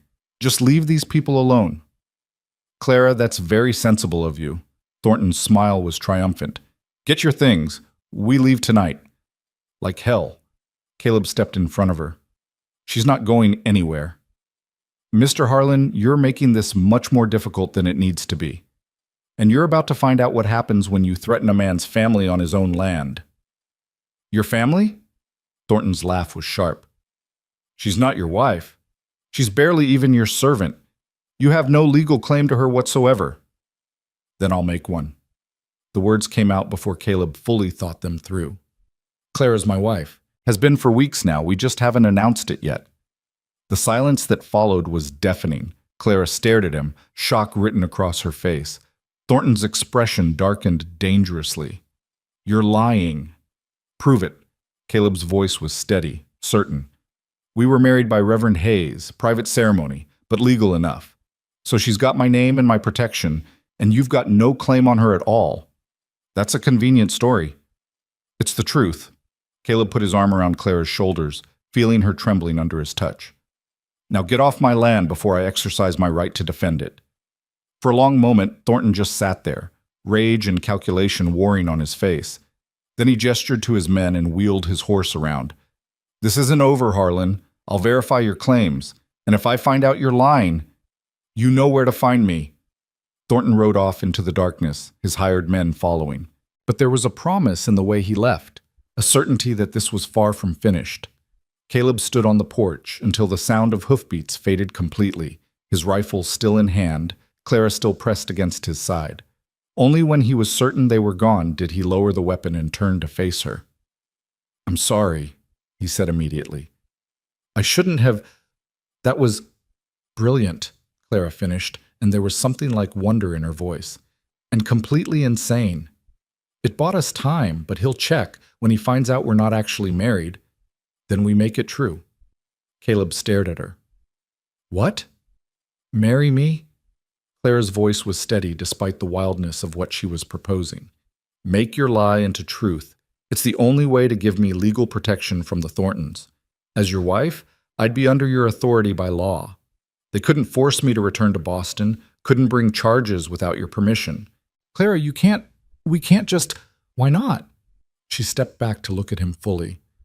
"We're already living as a household. Maggie already thinks of us as a family unit. The only thing missing is the legal binding, and right now, that's exactly what we need." "But you'd be trapped here, bound to me legally. After everything you went through with your first husband, you're not him." She said it with absolute certainty. In 3 months, you've never raised your voice to me in anger, never tried to control me, never made me feel like less than human. You've been kind and respectful and decent. Those are things I never thought I'd find in a man again. That's just basic human behavior. Not to me, it isn't. She took his hand, her fingers cold in his. I'm not saying this has to be a real marriage in every sense. We can keep our arrangement exactly as it is, separate rooms, separate lives, just legally bound for protection. But Caleb, this solves both our problems. You need help with Maggie and the ranch. I need legal protection from people who want to destroy me. Why not make it official? He wanted to argue, to point out all the ways this could go wrong. But looking at her face, determined, hopeful, scared but trying to be brave, he found himself considering it. The house had been better with her in it. Maggie had been better. Even he had been better, working with purpose again instead of just surviving each day. And if he was being honest with himself, the thought of Clara leaving, of the house going back to that cold silence, was unbearable. If we do this, he said slowly, it has to be your choice. Not because you're scared or desperate, but because you actually want to stay here. With us. I do want to stay. These past months have been... She struggled for words. I've been happier here than I've been in years. Maggie makes me remember what it's like to believe in good things. This place makes me feel safe. And you... She stopped, color rising in her cheeks. And me what? And you make me think maybe I'm not as broken as I thought I was. The words hung between them, raw and honest. Caleb realized he was still holding her hand, her fingers warming slowly in his grip. All right, he said, surprising himself with how easily the decision came. We'll do it. Tomorrow I'll ride to town, talk to Reverend Hayes, make the arrangements. But Clara, I need you to understand, once we do this, I take my vows seriously. You'd be my wife, under my protection, part of my family. I don't do anything halfway. Neither do I, she squeezed his hand. When I make a promise, I keep it, even the hard ones. They stood there on the porch, the cold wind whipping around them, two damaged people choosing to bind their lives together for reasons that were part practical necessity and part something neither was quite ready to name. From inside the house, a small voice called out, "Daddy? Clara? Is everything all right?" They'd woken Maggie with the confrontation. Clara pulled away gently and headed inside, leaving Caleb alone with his thoughts and his rifle and the certainty that he'd just set in motion something that would change all their lives forever. He didn't know yet that in 3 days, Robert Thornton would return with a different kind of threat. He didn't know that Clara's past would demand payment in blood before it was done. He didn't know that the choice he'd just made would force him to become someone different from the man who'd stood over Sarah's grave and sworn never to care that deeply again. All he knew was that inside his house, Clara was comforting his daughter, her quiet voice carrying through the door like a promise of better things. And for tonight, that was enough. Morning came too fast, and with it, the weight of decisions made in darkness. Caleb stood in the barn before dawn, pitchfork in hand, staring at nothing while his mind raced through everything that had happened, everything he'd promised. Marry Clara. Make the lie true. Bind himself legally to a woman he barely knew, all to protect her from a past that was already knocking at his door. The rational part of his brain screamed that this was madness, but the part that had watched Clara sit up all night with his sick daughter, that had seen Maggie smile for the first time in years, that part knew he'd make the same choice 100 times over. He finished the morning chores mechanically, then headed to the house. Inside, Clara was already up, moving around the kitchen with practiced efficiency. She looked tired, shadows under her eyes suggesting she'd slept as poorly as he had. "Morning," he said, hanging his coat by the door. "Morning." She poured him coffee without being asked. Their routine so established now, it felt like it had always been this way. "I've been thinking about yesterday." "So have I." "And?" She set the cup in front of him, her hands steady despite the tension in her shoulders. "And I meant what I said. If you still want to do this, I'll ride to town today, make the arrangements with Reverend Hayes." Clara sat down across from him, her fingers wrapped around her own cup. "Before you do that, there's something you need to know. Something I should have told you last night, but I was too frightened." Caleb's stomach tightened. "What is it?" "Robert Thornton isn't just trying to bring me back to face charges. He wants something else. She met his eyes. James, my husband, he had money set aside, investments, property. When he died, it all came to me as his widow. The Thornton family contested the will, but the court upheld it. I have access to nearly $50,000. Caleb nearly dropped his coffee. 50,000? It's tied up in banks back east, and I can't access it without revealing where I am. But that's what Robert really wants. He wants me to sign everything over to the family, to renounce any claim to James's estate. The murder accusations are just leverage to force me to comply. Why didn't you tell me this before? Because I didn't want you to think I was using you, that I had ulterior motives for being here. Claire's voice was steady, but her eyes pleaded for understanding. That money is blood money to me. I don't want it. Don't want anything that came from James. But the Thorntons see it as family wealth that I stole by killing their son and brother. Caleb sat back, processing this new information. $50,000 was more money than he'd see in 10 lifetimes of ranching. It changed everything and nothing at the same time. Do they know you have access to it? They know I haven't touched it. I think Robert believes I'm waiting until things die down. Then I'll withdraw it and disappear completely. He wants to find me before that happens. And if we marry, what happens to the money then? Legally, it would become yours to manage. As my husband, you'd have authority over my assets. She said it carefully, watching his reaction. That's another reason I need you to understand what you'd be agreeing to. This isn't just about protecting me from false charges. It's about refusing a fortune that powerful people believe belongs to them. Caleb stood and walked to the window, looking out at his land. 200 acres of stubborn survival. A life built on hard work and modest means. That money could transform everything. New barn, better stock, hired hands to ease the burden, security for Maggie's future. I don't want their money, he said finally. What? I don't want anything that came from a man who hurt you. He turned to face her. If we do this, that money stays exactly where it is. Let it rot in whatever bank holds it. I won't profit from your suffering.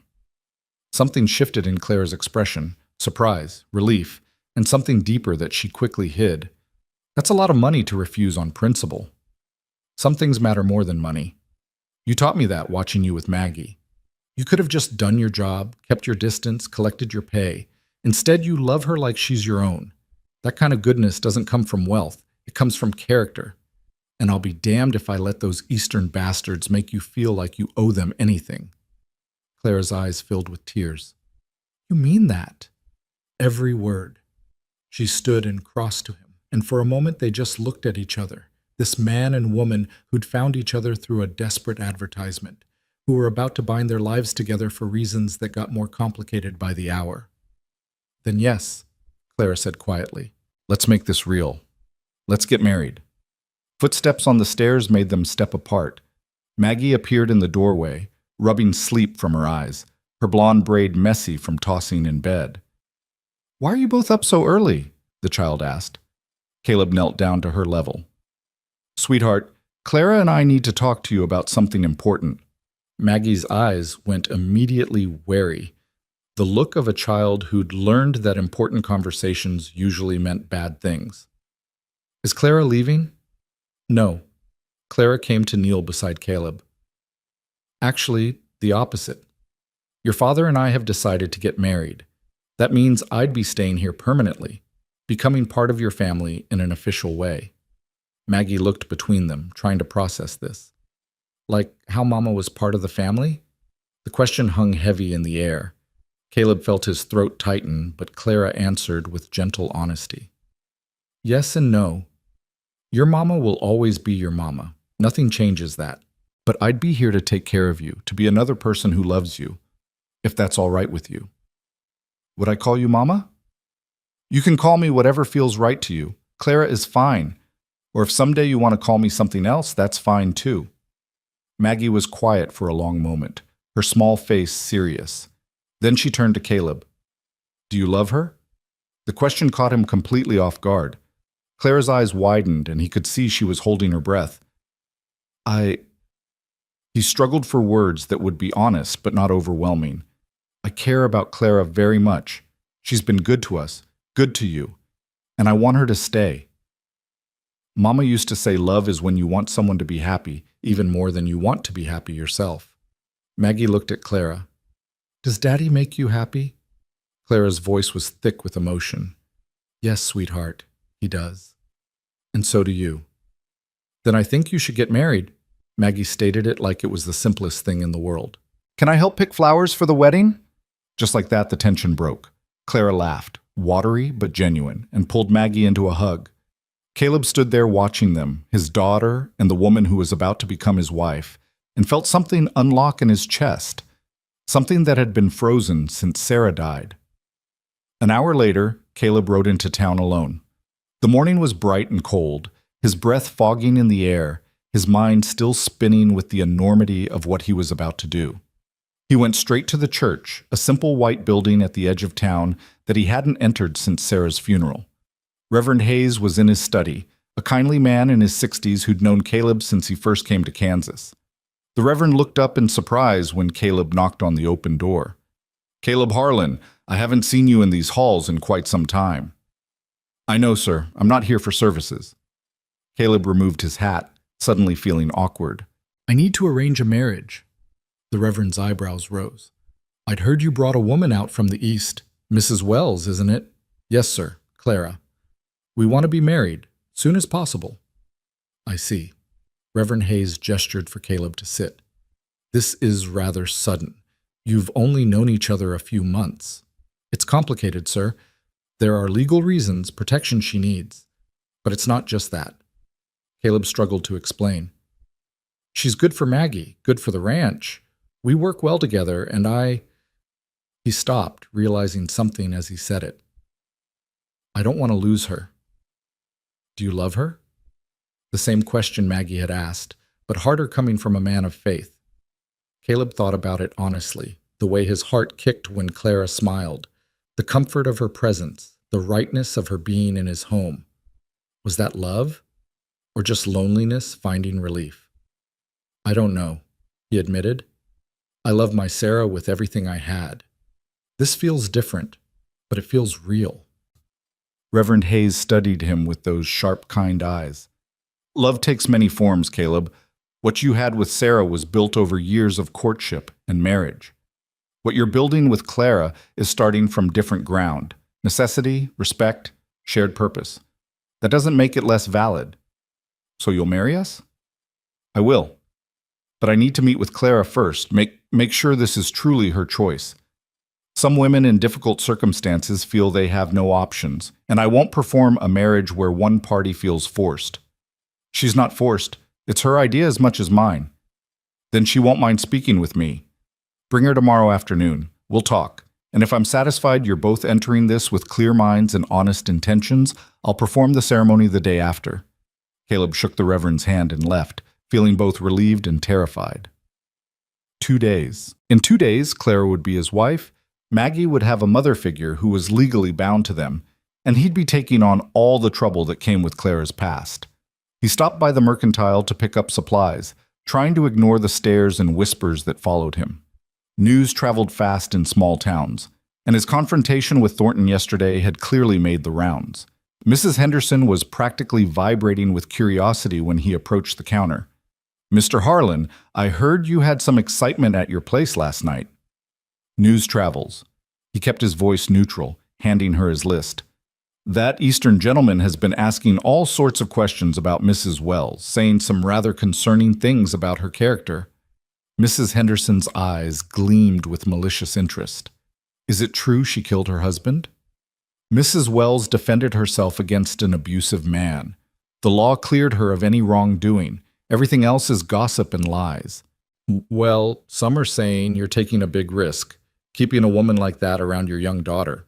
Caleb leaned forward, his voice dropping to something dangerous. Mrs. Henderson, I'm going to say this once. Clara Wells is under my protection. Anyone who spreads rumors about her answers to me. Is that clear? The older woman actually stepped back, surprise and a hint of fear crossing her face. I'm just repeating what I've heard. Then stop hearing it. Now get my supplies together. I have better things to do than stand here listening to small-minded gossip. He left with his purchases, knowing he'd just made an enemy but not caring. Let them talk. Let them judge. Clara was his now, or would be soon enough. And he'd defend her with the same ferocity he'd defend Maggie. But riding back to the ranch, he couldn't shake the feeling that things were moving too fast, spinning out of control. In 3 days, everything about his life had changed. The careful isolation he'd maintained for 3 years was shattering, forcing him back into the world of conflict and consequence. He found Clara in the garden behind the house, such as it was, mostly dead weeds and frozen earth now, but she was out there with a notebook, planning what she'd plant come spring. Maggie played nearby, making snow angels and talking to herself the way children do. "Reverend Hayes will see us tomorrow afternoon," Caleb said, dismounting. "He wants to talk to you. Make sure you're certain about this."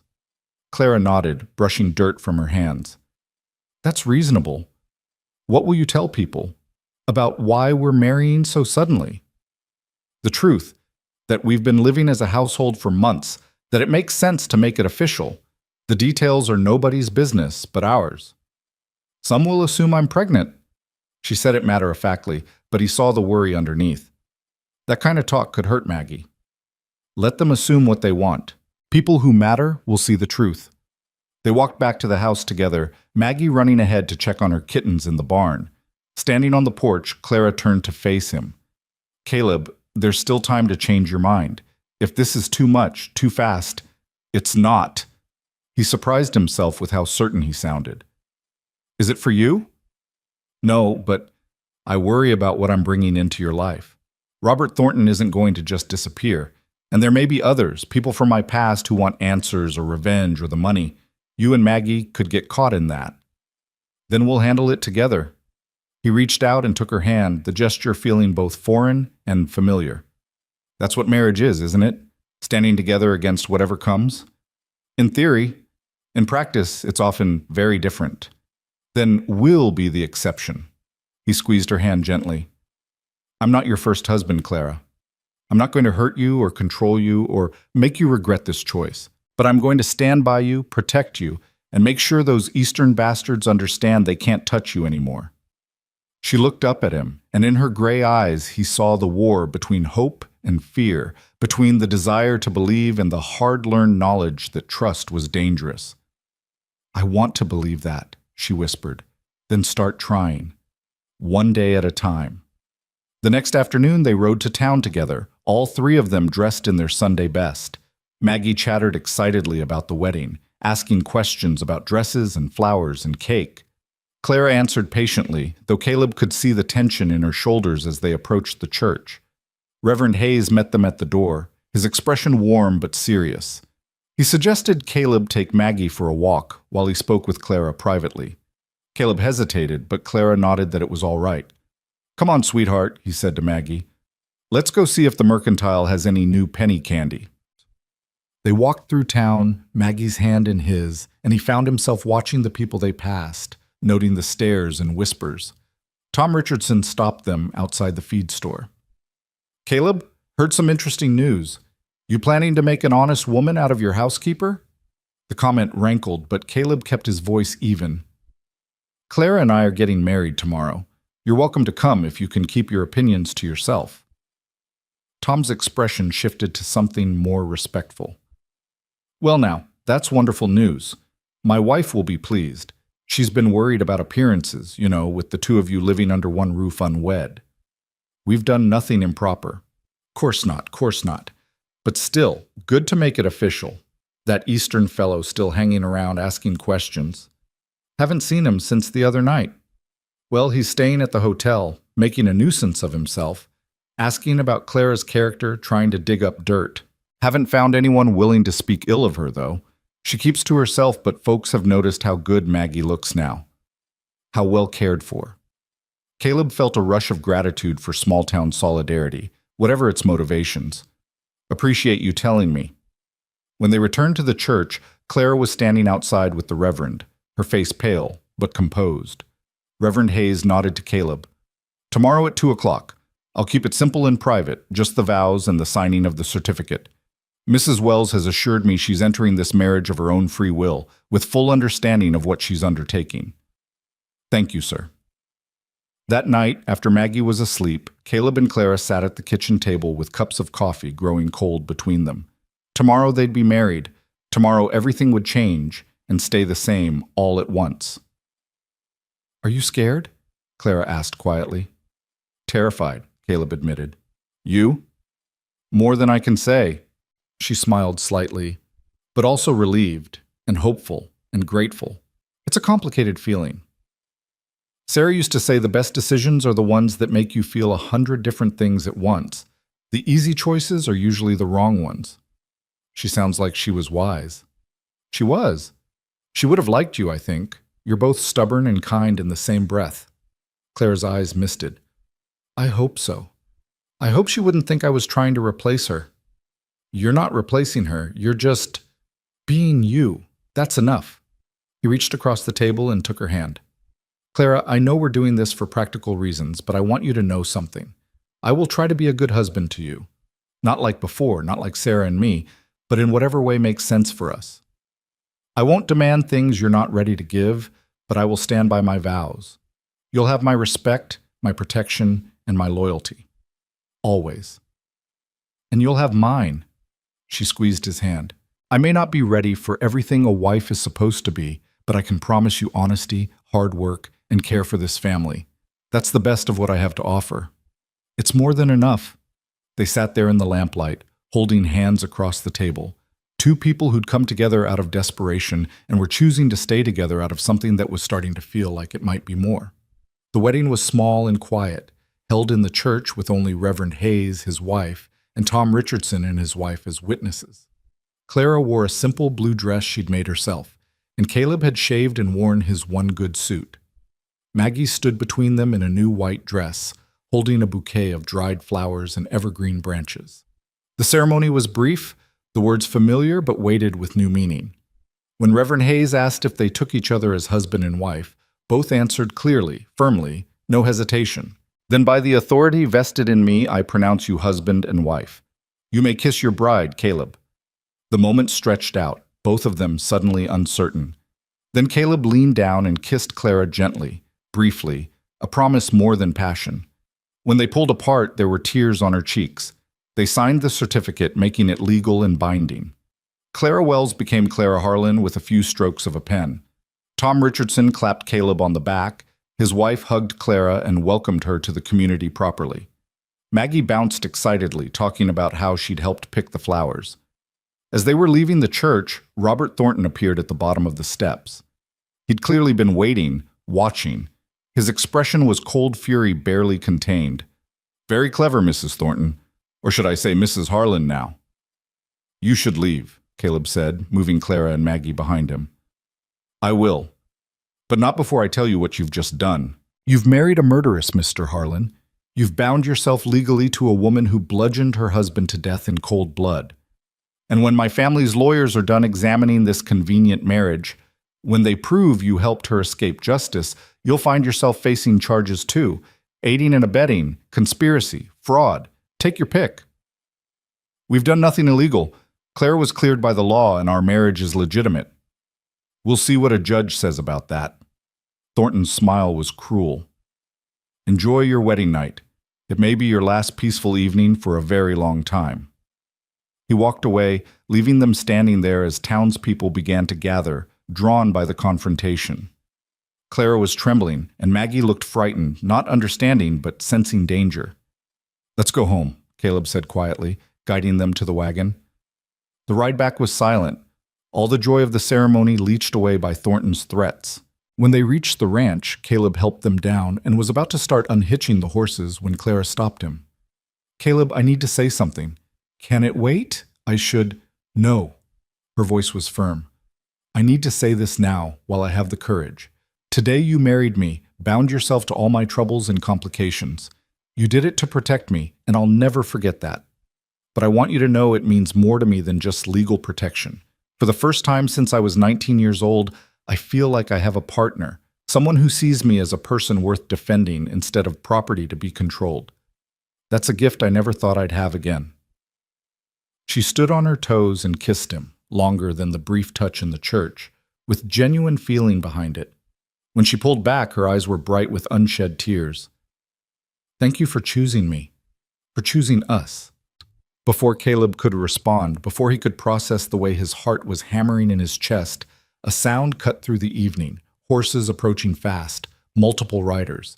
They turned to see 6 men riding hard toward the ranch, and at the front was Robert Thornton, rage written across his face. But this time, there was something different. These weren't hired muscle. They were harder men, professional in their movements. And Thornton himself had a rifle across his saddle. "Get Maggie inside," Caleb said urgently. "Now!" Clara scooped up the child and ran for the house. Caleb reached for his own rifle, always kept loaded near the door, and positioned himself on the porch. The riders pulled up 20 feet from the house, spreading out in a loose semicircle. Thornton dismounted slowly, deliberately, his hand resting on his pistol. "Final offer, Harlan. Annul the marriage, sign Clara over to my custody, and walk away. I'll even pay you for your trouble, let's say $2,000, enough to soothe your wounded pride. Go to hell." "Wrong answer." Thornton's hand moved toward his gun. What happened next moved with terrible speed. Caleb brought his rifle up, shouting a warning. One of Thornton's men drew his pistol. A shot rang out, not from Caleb, not from Thornton's men, but from the house. Clara stood in the doorway, Caleb's old revolver in her hand, smoking barrel pointed at the sky. "The next one won't be a warning," she said, her voice steady as stone. "I've killed one man who tried to hurt me. I won't hesitate to kill another." The threat hung in the air, and for a moment everything balanced on a knife's edge. Then Thornton laughed, harsh and bitter. "You've made your choice, both of you. When my family's lawyers are through with you, when the law comes calling, remember this moment. Remember you chose this." He remounted and gestured to his men. But as they turned to leave, he looked back at Clara with such hatred that it was almost physical. "You'll pay for what you did to James. One way or another, you'll pay." Then they were gone, dust rising in their wake, leaving Caleb and Clara standing in the aftermath, both holding guns, both knowing this was far from over. Inside, Maggie was crying, frightened by the violence and tension. Clara holstered the gun and went to comfort her, and Caleb stood at the window, watching the empty road, his mind already working through what needed to happen next. That night, after Maggie finally fell asleep, exhausted by fear and confusion, Caleb and Clara sat in the kitchen, the weight of the day pressing down on them. They were married now, legally bound, facing threats that could destroy everything they were trying to build. "I'm sorry," Clara said. "I brought this into your life. I should have—" "Stop," Caleb cut her off. "We made our choice. Both of us. And I'd make it again. But Clara, we need to be realistic. Thornton's not going to stop. He'll keep pushing until something breaks. Then what do? We prepare. And we decide right now. How far are we willing to go to protect this family?" Clara met his eyes, and there was steel there, forged in fires he could only imagine. "As far as it takes. Even if it means violence? I've already killed one man to survive. I won't let another take away the life I've finally found." She reached across the table and gripped his hand. "We protect Maggie. We protect each other. And if Thornton or anyone else tries to destroy that, we stop them, whatever it takes." Caleb nodded slowly, understanding they'd just crossed another line, made another choice that couldn't be undone. They were no longer just two people trying to survive. They were a family, bound together, willing to fight for what they'd built. Outside, the prairie wind sang its lonely song, and somewhere in the darkness, enemies planned and plotted. But inside the ranch house, 3 people, now legally a family, held together against whatever storm was coming, choosing courage over fear, choosing each other over safety, choosing to become something more than the broken pieces they'd been alone. The days following the wedding passed in a strange tension, like the air before a storm breaks. Caleb worked the ranch with his rifle always within reach, his eyes constantly scanning the horizon. Clara moved through the house with the same quiet efficiency, but now she kept the revolver tucked in her apron pocket, and Maggie noticed everything with the sharp awareness of a child who'd learned too young that the world wasn't always safe. 3 days after the confrontation, Tom Richardson rode out to the ranch, his face grave. Caleb met him at the gate, hand resting on his rifle. "Easy, Caleb. I'm here as a friend." Tom dismounted heavily. "That Thornton fellow left town yesterday morning, took the eastbound train. But before he went, he filed papers with the territorial court claiming you and Clara committed marriage fraud to help her escape justice. Caleb's jaw tightened. Can he do that? He can file anything he wants. Whether it holds up is another matter. Tom pulled out a folded document. Judge Morrison asked me to bring you this. It's a summons for you and Clara to appear before the court next month to answer the allegations. And if we don't appear? Then they can issue a warrant for arrest. Look, Caleb, I'm not a lawyer, but seems to me you got married legal and proper.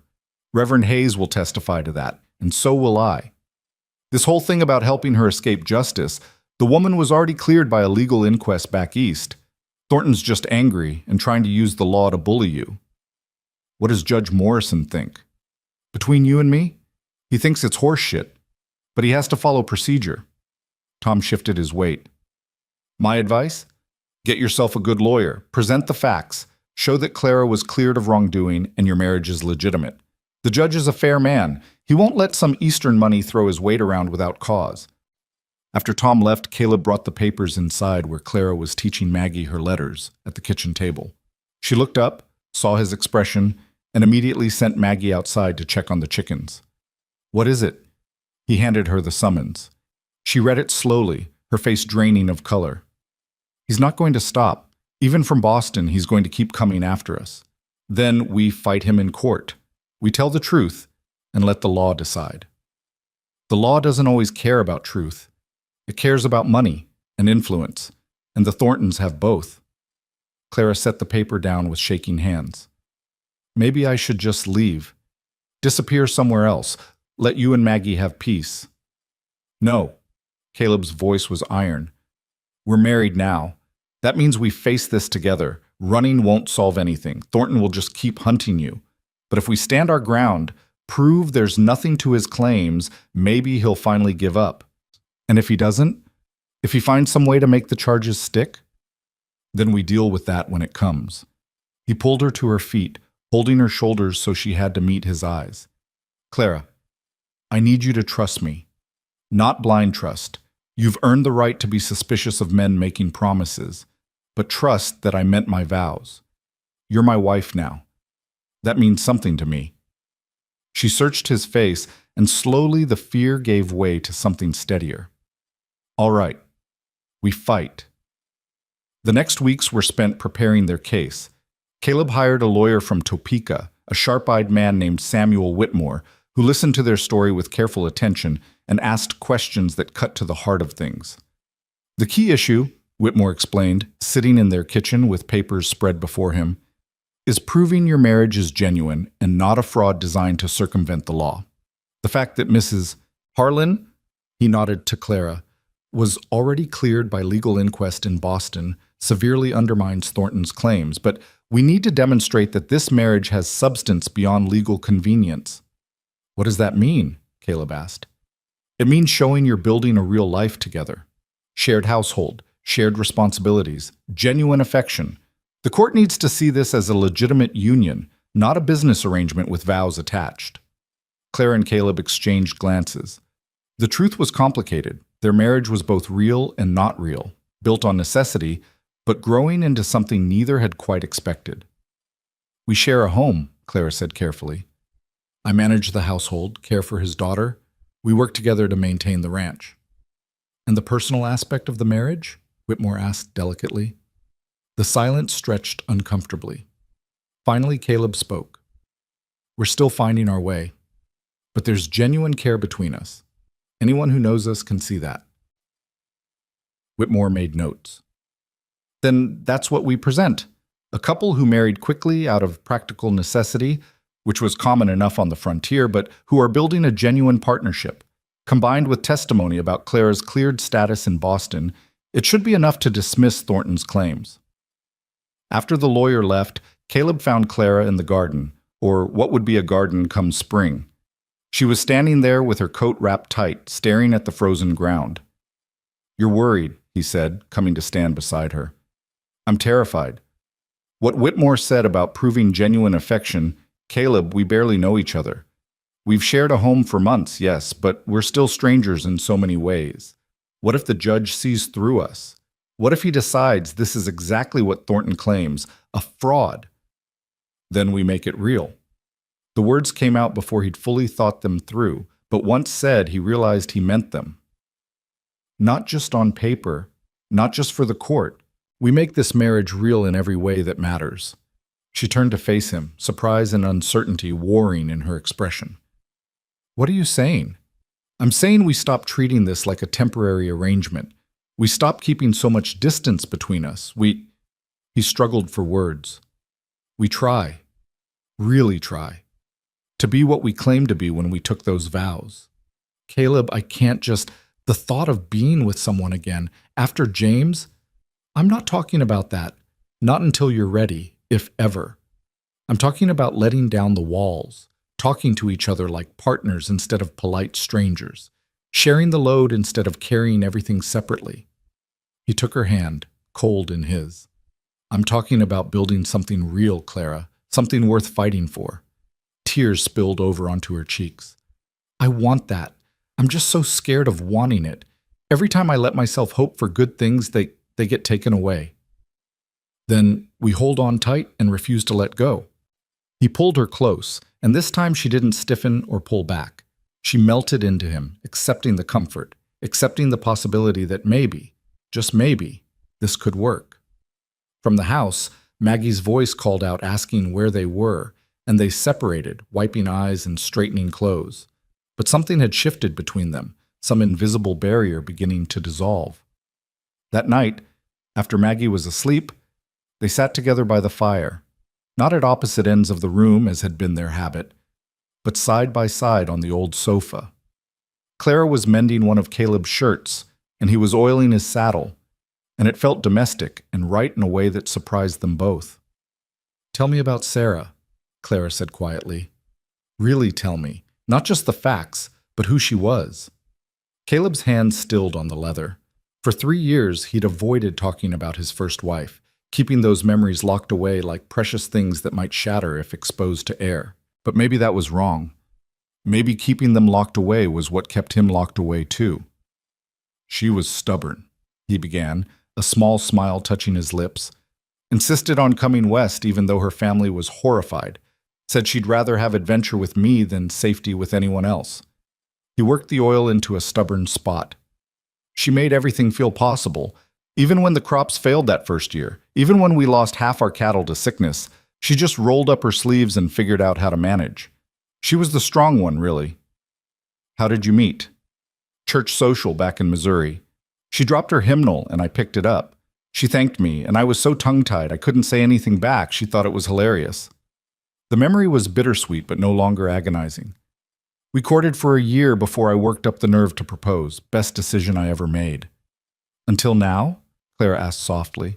He looked at her, this woman who'd come into his life through a desperate advertisement, who'd survived things he could barely imagine, who loved his daughter with a fierceness that took his breath away. Until now, he confirmed.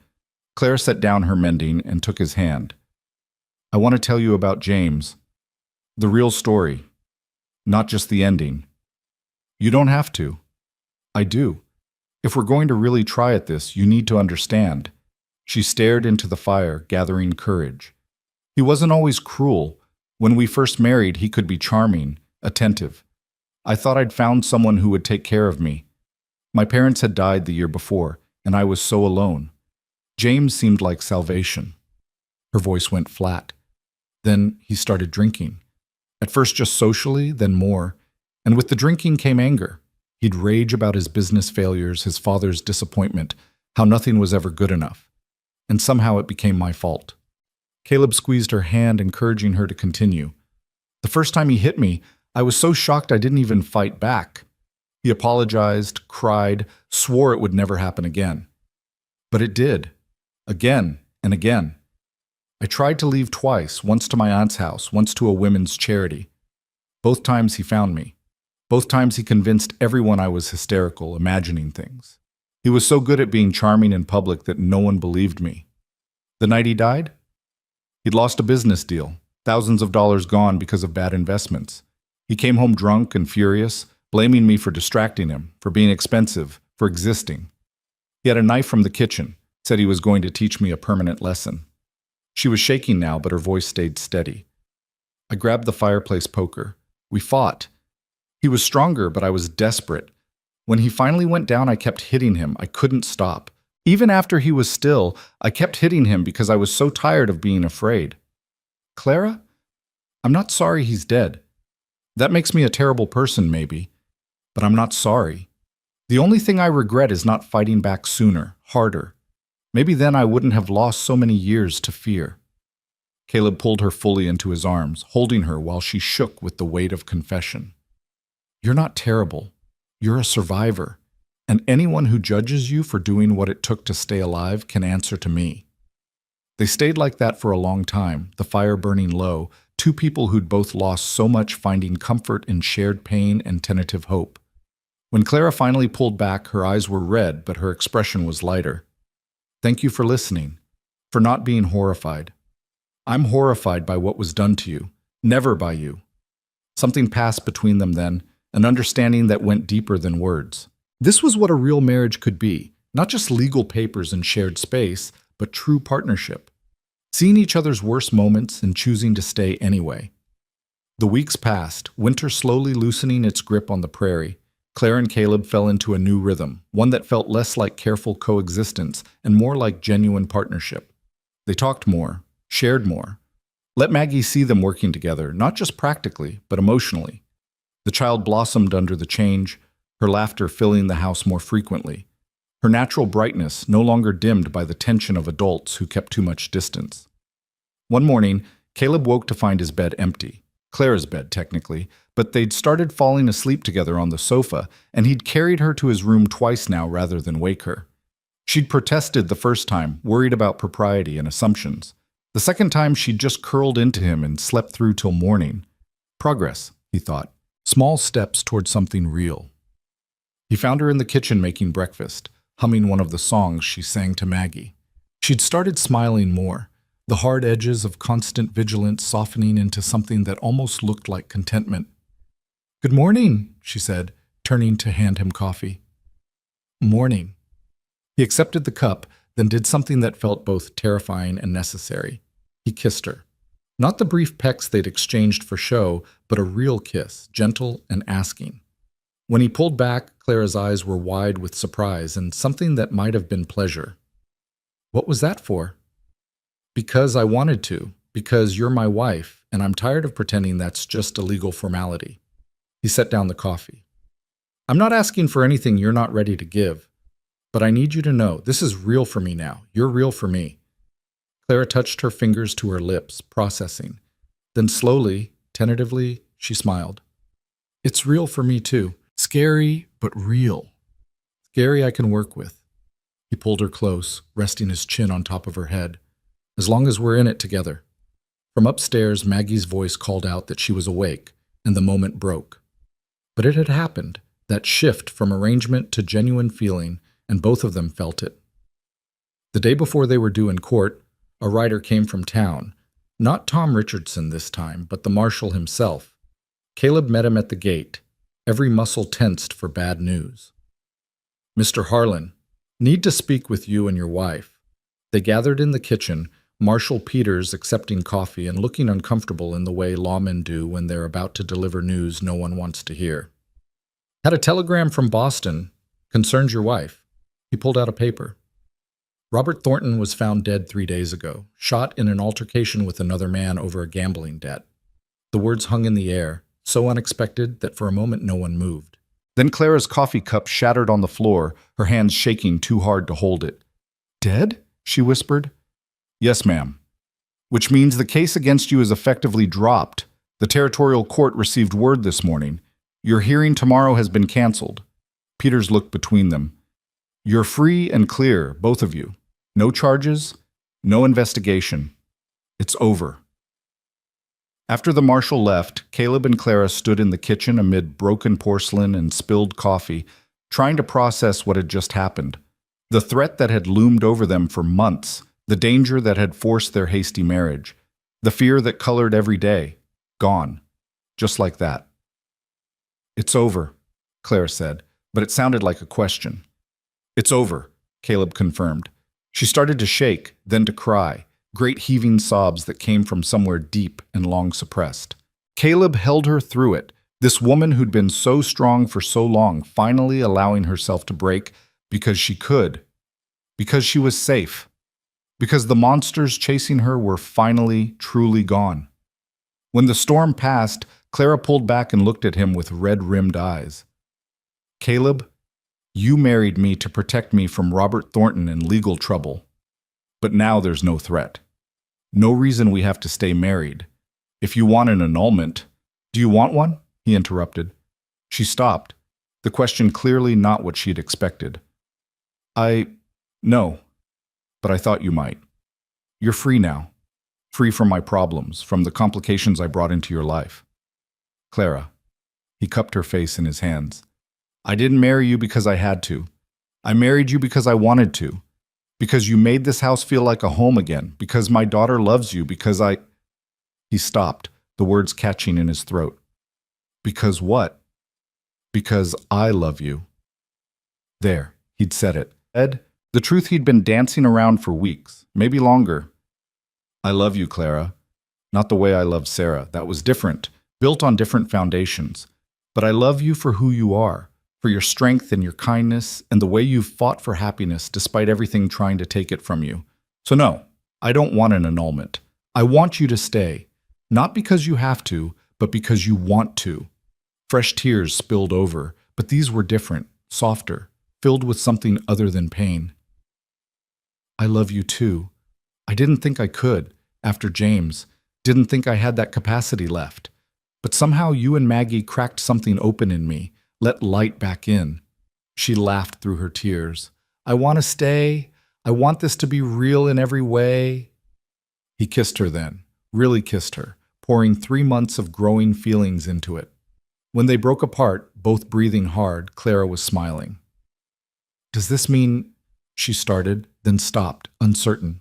It means whatever you want it to mean. We go at your pace. No pressure, no demands. Just two people learning how to be married for the right reasons instead of desperate ones.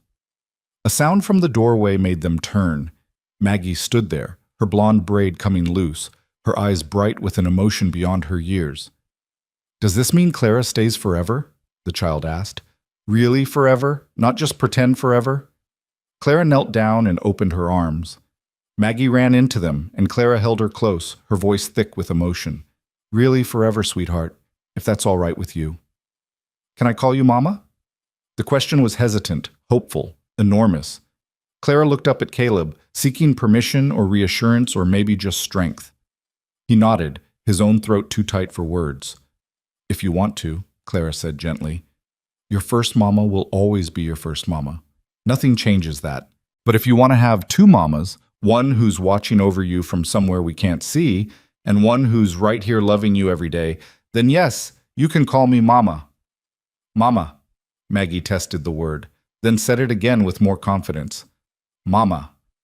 She launched herself at Clara with such force they both tumbled to the floor, laughing and crying and holding each other.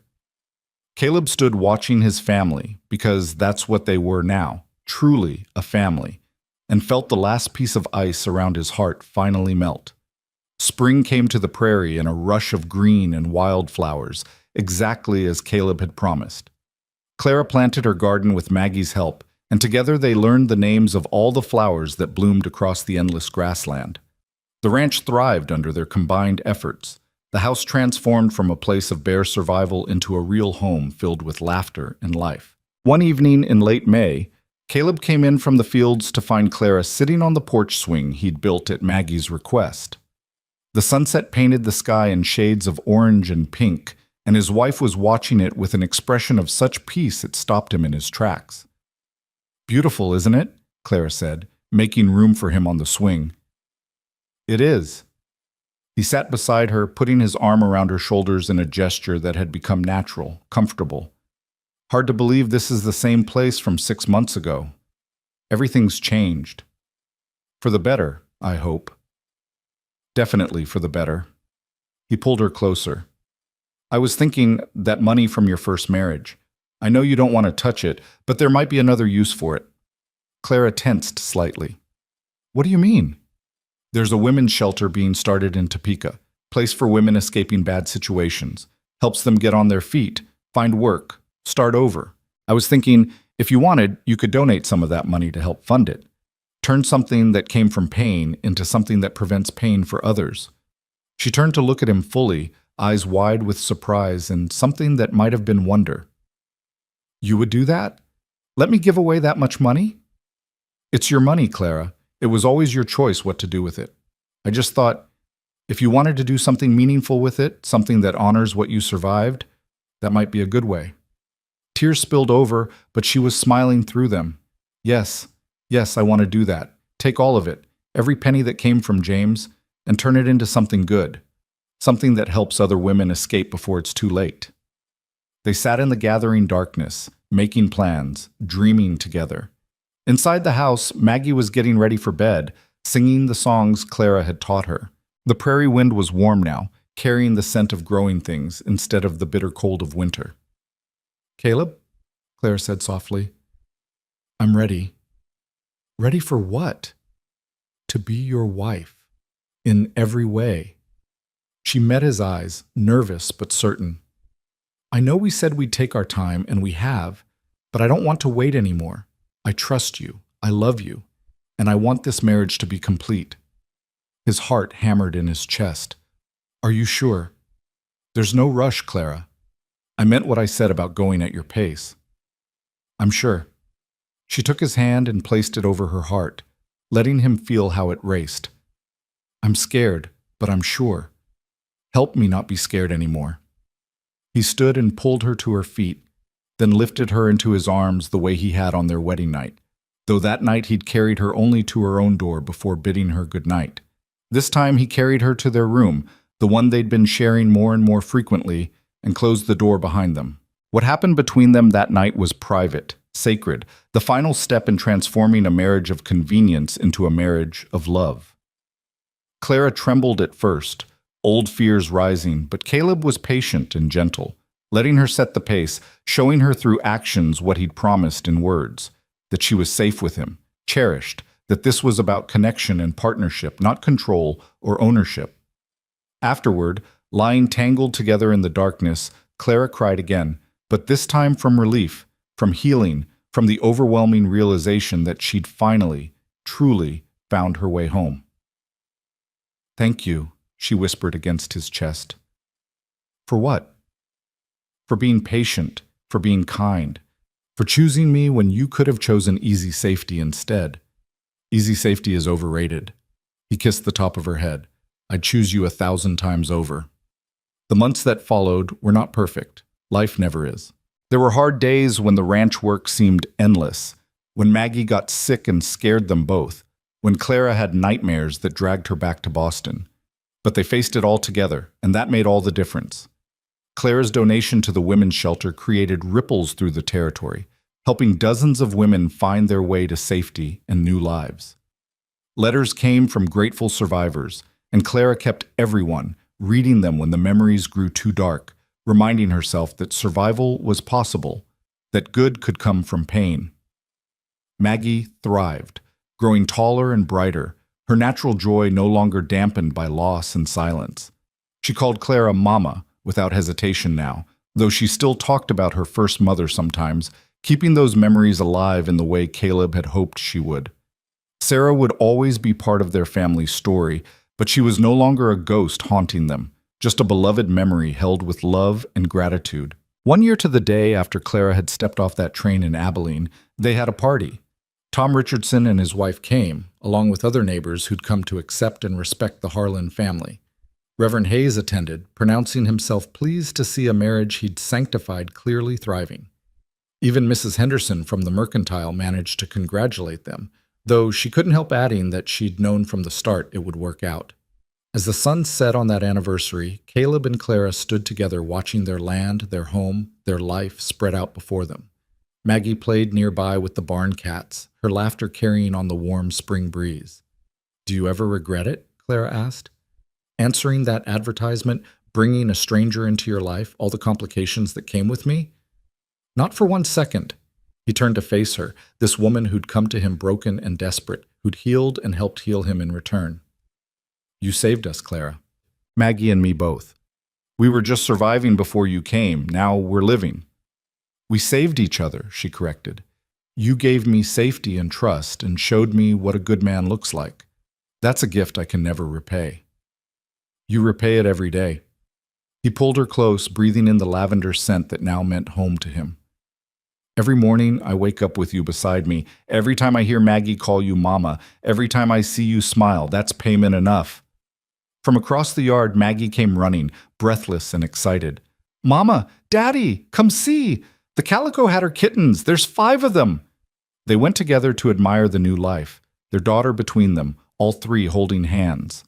And standing there in the barn with straw on their clothes and sunset light slanting through the gaps in the walls, they were everything they'd needed to become. Not perfect, but whole. Not without scars, but healing. Not the family any of them had expected, but the family they'd chosen. That night, after Maggie was asleep and the house was quiet, Clara sat at the kitchen table writing a letter to the women's shelter. Caleb came to read over her shoulder, and she leaned back against him automatically, comfortably, the way partners do. I'm telling them about another donation, she explained, larger this time, and offering to visit, to talk to the women there about survival and hope, and how life can get better even when it seems impossible. That's good. They need to hear from someone who's been where they are. We all need to hear that sometimes. She set down her pen and turned to face him. Caleb, I want to tell you something. Something I've never told anyone. I'm listening. When I got on that train to come here, I didn't really believe I'd find safety or happiness. I thought I was just buying time, running until they caught me, or I ran out of places to hide. Her voice was steady, but her eyes were bright. But you and Maggie, you gave me more than shelter. You gave me a reason to stop running. You gave me a future worth fighting for. We gave each other that, he said, pulling her up and into his arms. That's what love does. It makes the fight worthwhile. They stood together in the lamplight, swaying slightly to music only they could hear. 2 people who'd been broken in different ways, finding wholeness in each other. Outside, the prairie stretched endless under a blanket of stars, and somewhere in that vastness were other people facing their own darkness, fighting their own battles. But here, in this small ranch house in the middle of Kansas, 3 people who'd found each other through desperation had created something remarkable. A family built not on blood or tradition, but on choice and courage, and the profound act of showing up for each other, day after day, no matter what came. Caleb Harlan had ordered a wife for the ranch because he'd needed help. What he'd gotten was so much more. A partner, a friend, a love he'd thought he'd never feel again. Clara had answered that advertisement seeking only escape. What she'd found was a home, a daughter, and a man who proved that not all vows are made to be broken. And Maggie, who'd asked with a child's simple wisdom if Clara could stay forever, had received the answer she'd hoped for, not just in words, but in the life they built together, in the laughter that filled their home, in the certain knowledge that some families are made by choice rather than chance, and those families can be just as strong, just as real, just as forever.